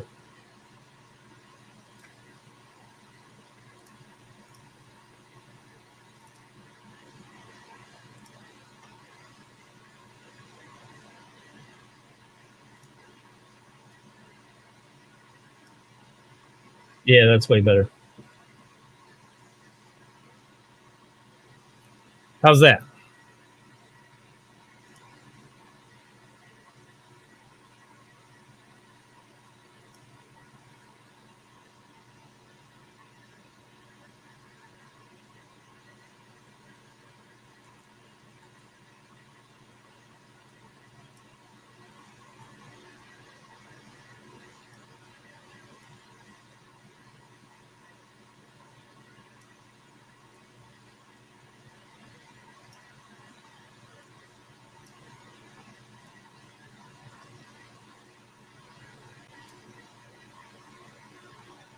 I need to do the same thing. 5.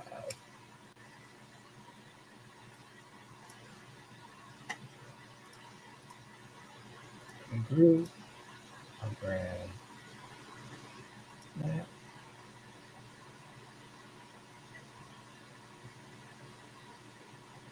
Let's grab this one. That one. Group those.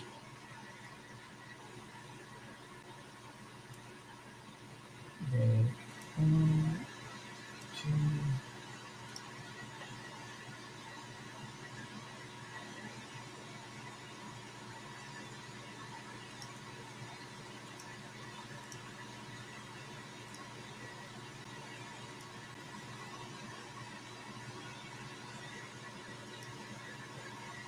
Sometimes it's easier to work in line mode. There we go.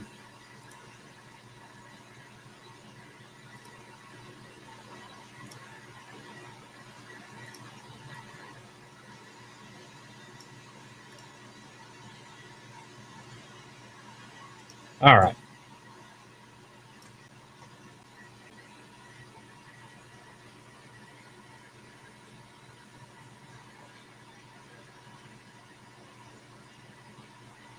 Oh yeah, I missed that spot, Jack. That's all right. I don't want to really worry about it.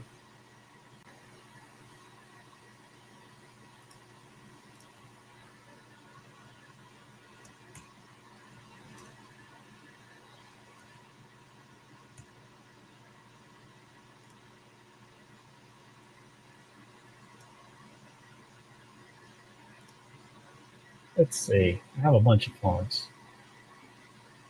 Way too many.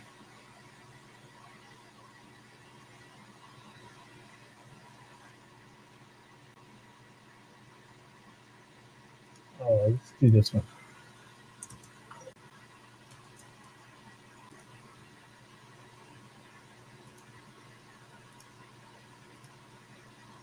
Come on.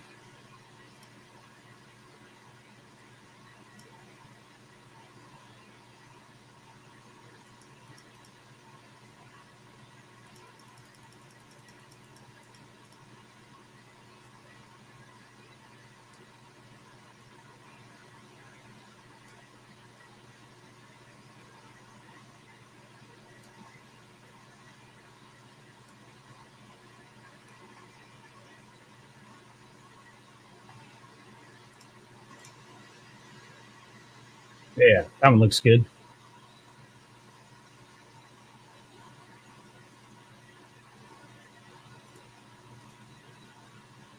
There you go.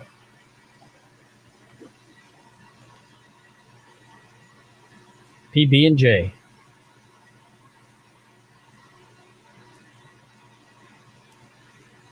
Look at that mess. Now we should be ready. Oh, there's it.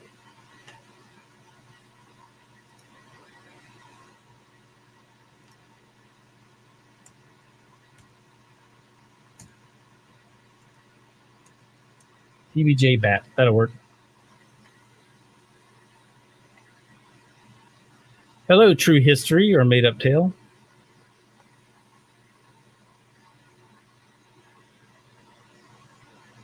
We are making up a play on peanut butter jelly time.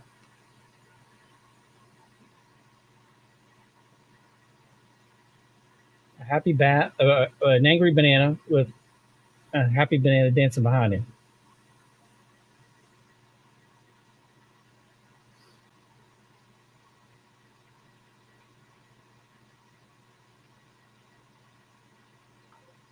All right. Now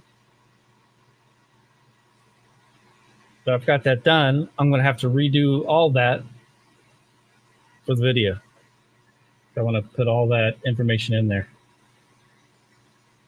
But that's a good drive run.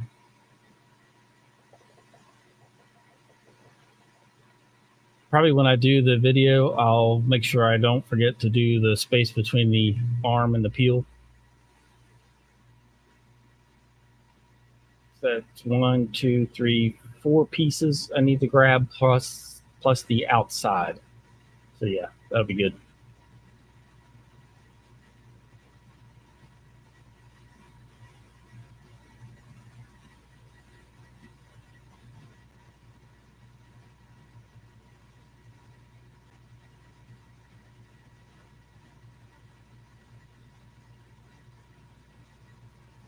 Jack in the Shop is a stupid name. Is that true history or is that a made up tale?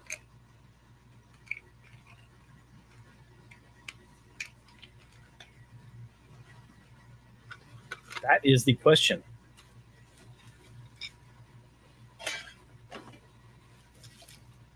All right. On that note, I'm going to wrap this up.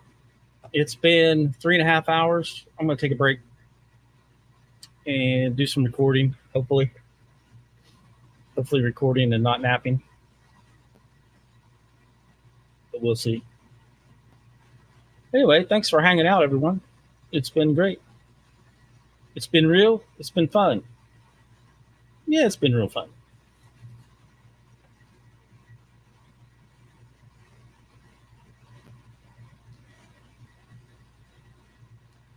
I bet true history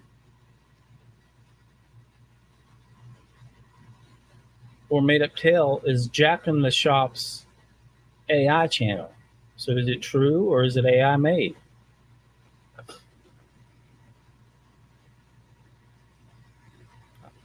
That's what I'm guessing anyway. All right. I'll see you guys next time. Have a good afternoon. I don't plan on going live anymore today. I think 3.5 hours is good. But I'll try to get a video up and a replay of this live stream that's trimmed and cut. And that's it for today. See you guys in the next one.